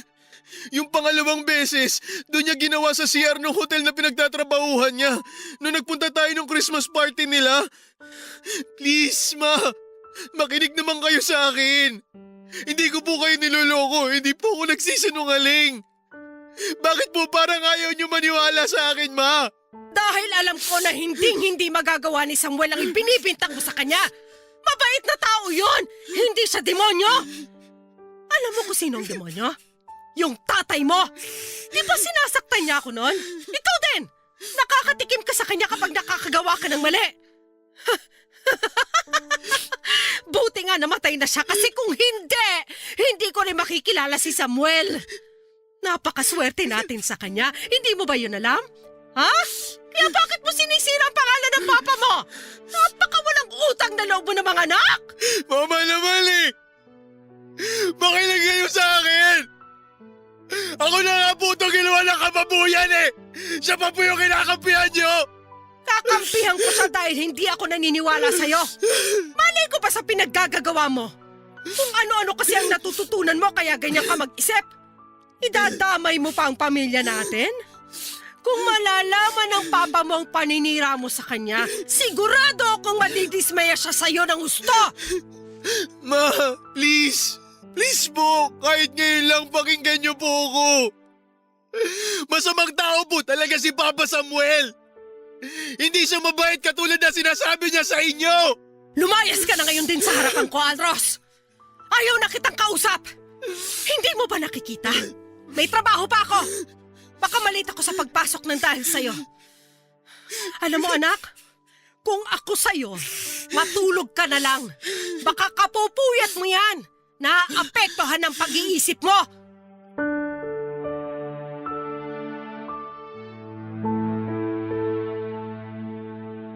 Matapos ko pong marinig ang sagot sa akin ng nanay ko ay gumuho po talaga ang mundo ko.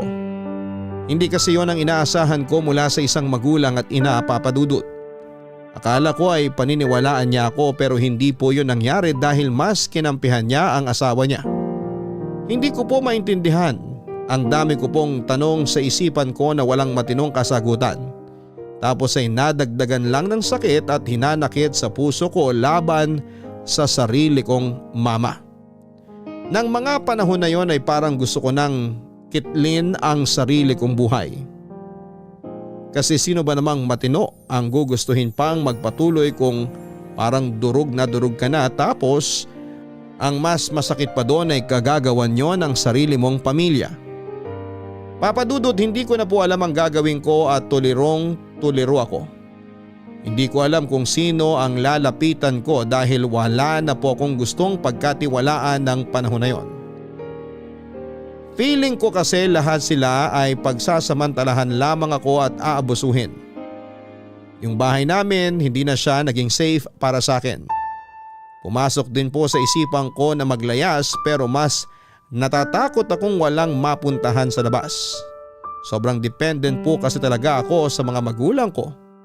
At pakiramdam ko ay hindi ko kayang tumayo sa sarili kong mga paa kapag wala sila.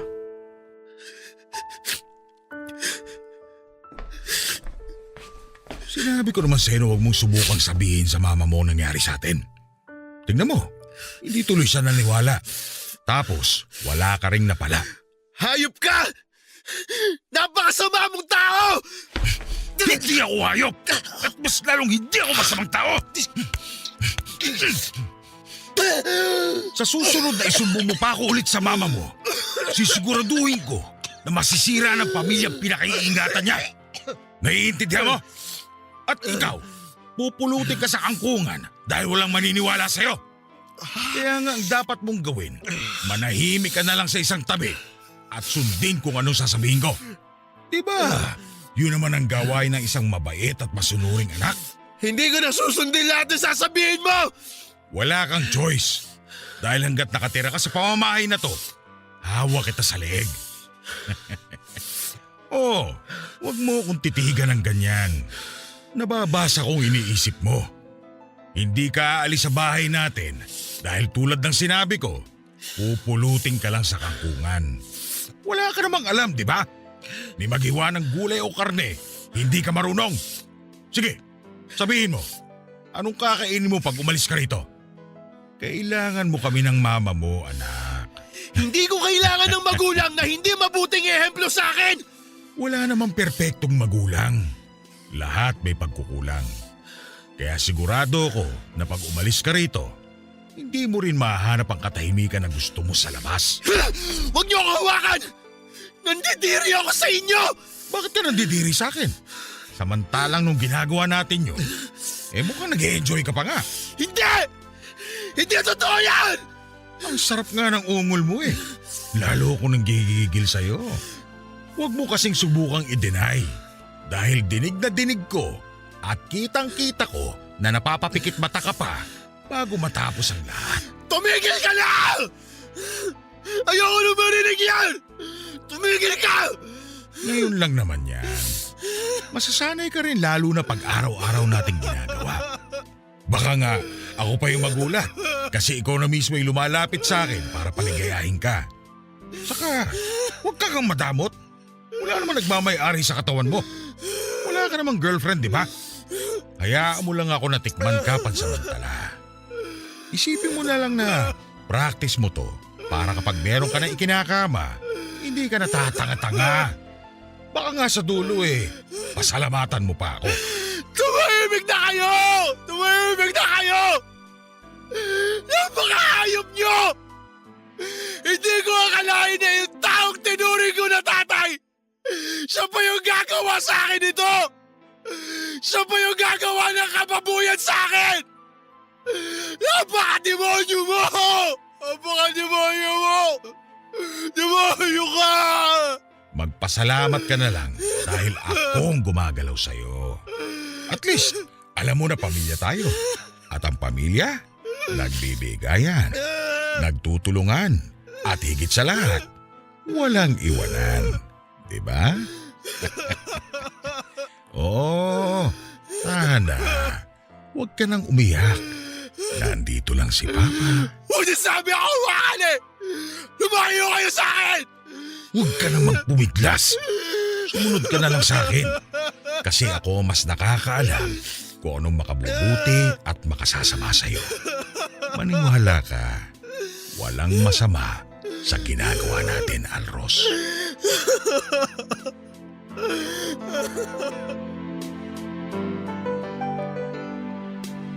Papadudot, nagpatuloy po ang pang-aabuso sa akin ng stepfather ko hanggang sa tumungtong ako sa ikahuling taon ko sa college. Natigil lamang yon nang magkaroon siya ng cancer sa baga na marahil ay masasabi kong karma na rin niya dahil sa mga kasamaang ginawa niya sa akin. Opo, tama po kayo kung itatanong nyo na sa loob ng panahon na yon ay nanahimik lamang ako. Mahina po kasi ang loob kong magsalita dahil natatakot akong hindi na naman pakinggan. Lalong-lalo na ng sarili kong nanay. Kaya hanggat kaya ko ay tiniis ko lamang po ang mga pangwawalang hiya at pangbumolestya niya sa akin. Nang makagraduate po ako ng college ay sinubukan ko pong umalis sa bahay namin pero doon naman po binawian ng buhay ang abuser ko. Hindi po natuloy ang pag-alis ko sa amin dahil walang mag-aalaga sa mama ko. Nang mga panahon na yon ay sobrang naapektuhan po siya sa pagkamatay ng stepfather ko kaya madalas po siyang magkasakit. Naging alagain ko siya at ako po ang bumuhay sa kanya lalo noong huminto na siya sa pagtatrabaho. Nasasaktan po ako na makitang nasa ganong kalagayan ang mama ko. Pero lalong nadudurog ang puso ko dahil 2 taon bago siya mamatay dahil sa tuberculosis at mga komplikasyon nito. Ang pangalan pa rin po ng stepfather ko ang bukang bibig niya. Hindi ko po siya kinakitaan ng awa sa akin o simpatya man lang dahil buong paniniwala niya na hindi ako nilapastanganan ng taong minahal at pinagkatiwalaan niya ng husto. Siguro'y totoong bulag nga ang pag-ibig. Papadudot, hindi ko po alam kung paano mag-uumpisa sa buhay matapos mamatay ng nanay ko. Pero tinapangan ko po ang dibdib ko na magpatuloy. Sa kasalukuyan ay masaya naman po ako kahit ako lamang mag-isa ang namumuhay. Hindi pa po kasi ako handang magtiwala sa ibang tao lalo na at takot pa rin akong maulit yung naranasan ko noon. Marami ang magsasabi na mag-move on na lamang ako dahil patay na rin naman ang abuser ko. Sinusubukan ko naman po kaya lang meron pa rin mga pagkakataon na natutulala lamang ako.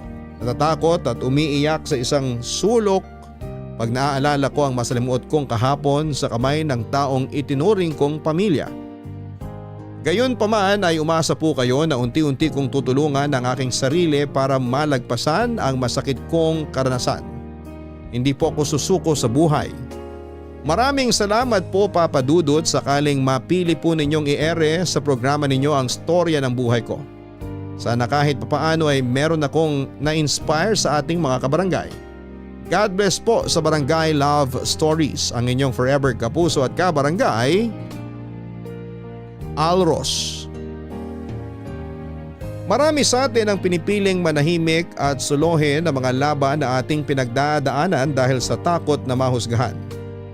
Intindihin po natin ang pinanggagalingan nito dahil hindi po madaling maging biktima ng kahit na anong klase ng pang-aabuso, lalo na kung magsisimula ito sa ating mga tahanan.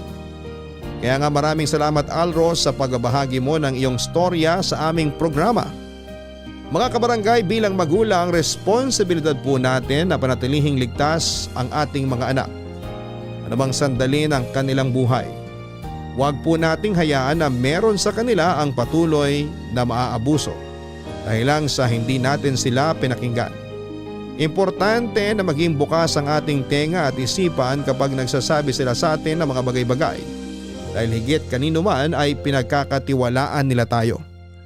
Hanggang sa muli, ako po ang inyong si Papa Dudut sa mga kwento ng pag-ibig, buhay at pag-asa sa Barangay Love Stories number 1. Mga kwento ng pag-ibig, kwento ng pag-asa at mga kwento ng buhay dito sa Barangay Love Stories. Love Stories.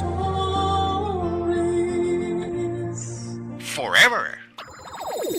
Nagustuhan ng iyong napakinggan? Ituloy yan via live stream sa www.gmanetwork.com/radio. Kabarangay, i-share mo ang iyong Barangay Love Stories. Sabay-sabay nating pakinggan ang iyong kwento ng pag-ibig, buhay at pag-asa. Ipadala lang sa barangaylovestories@yahoo.com.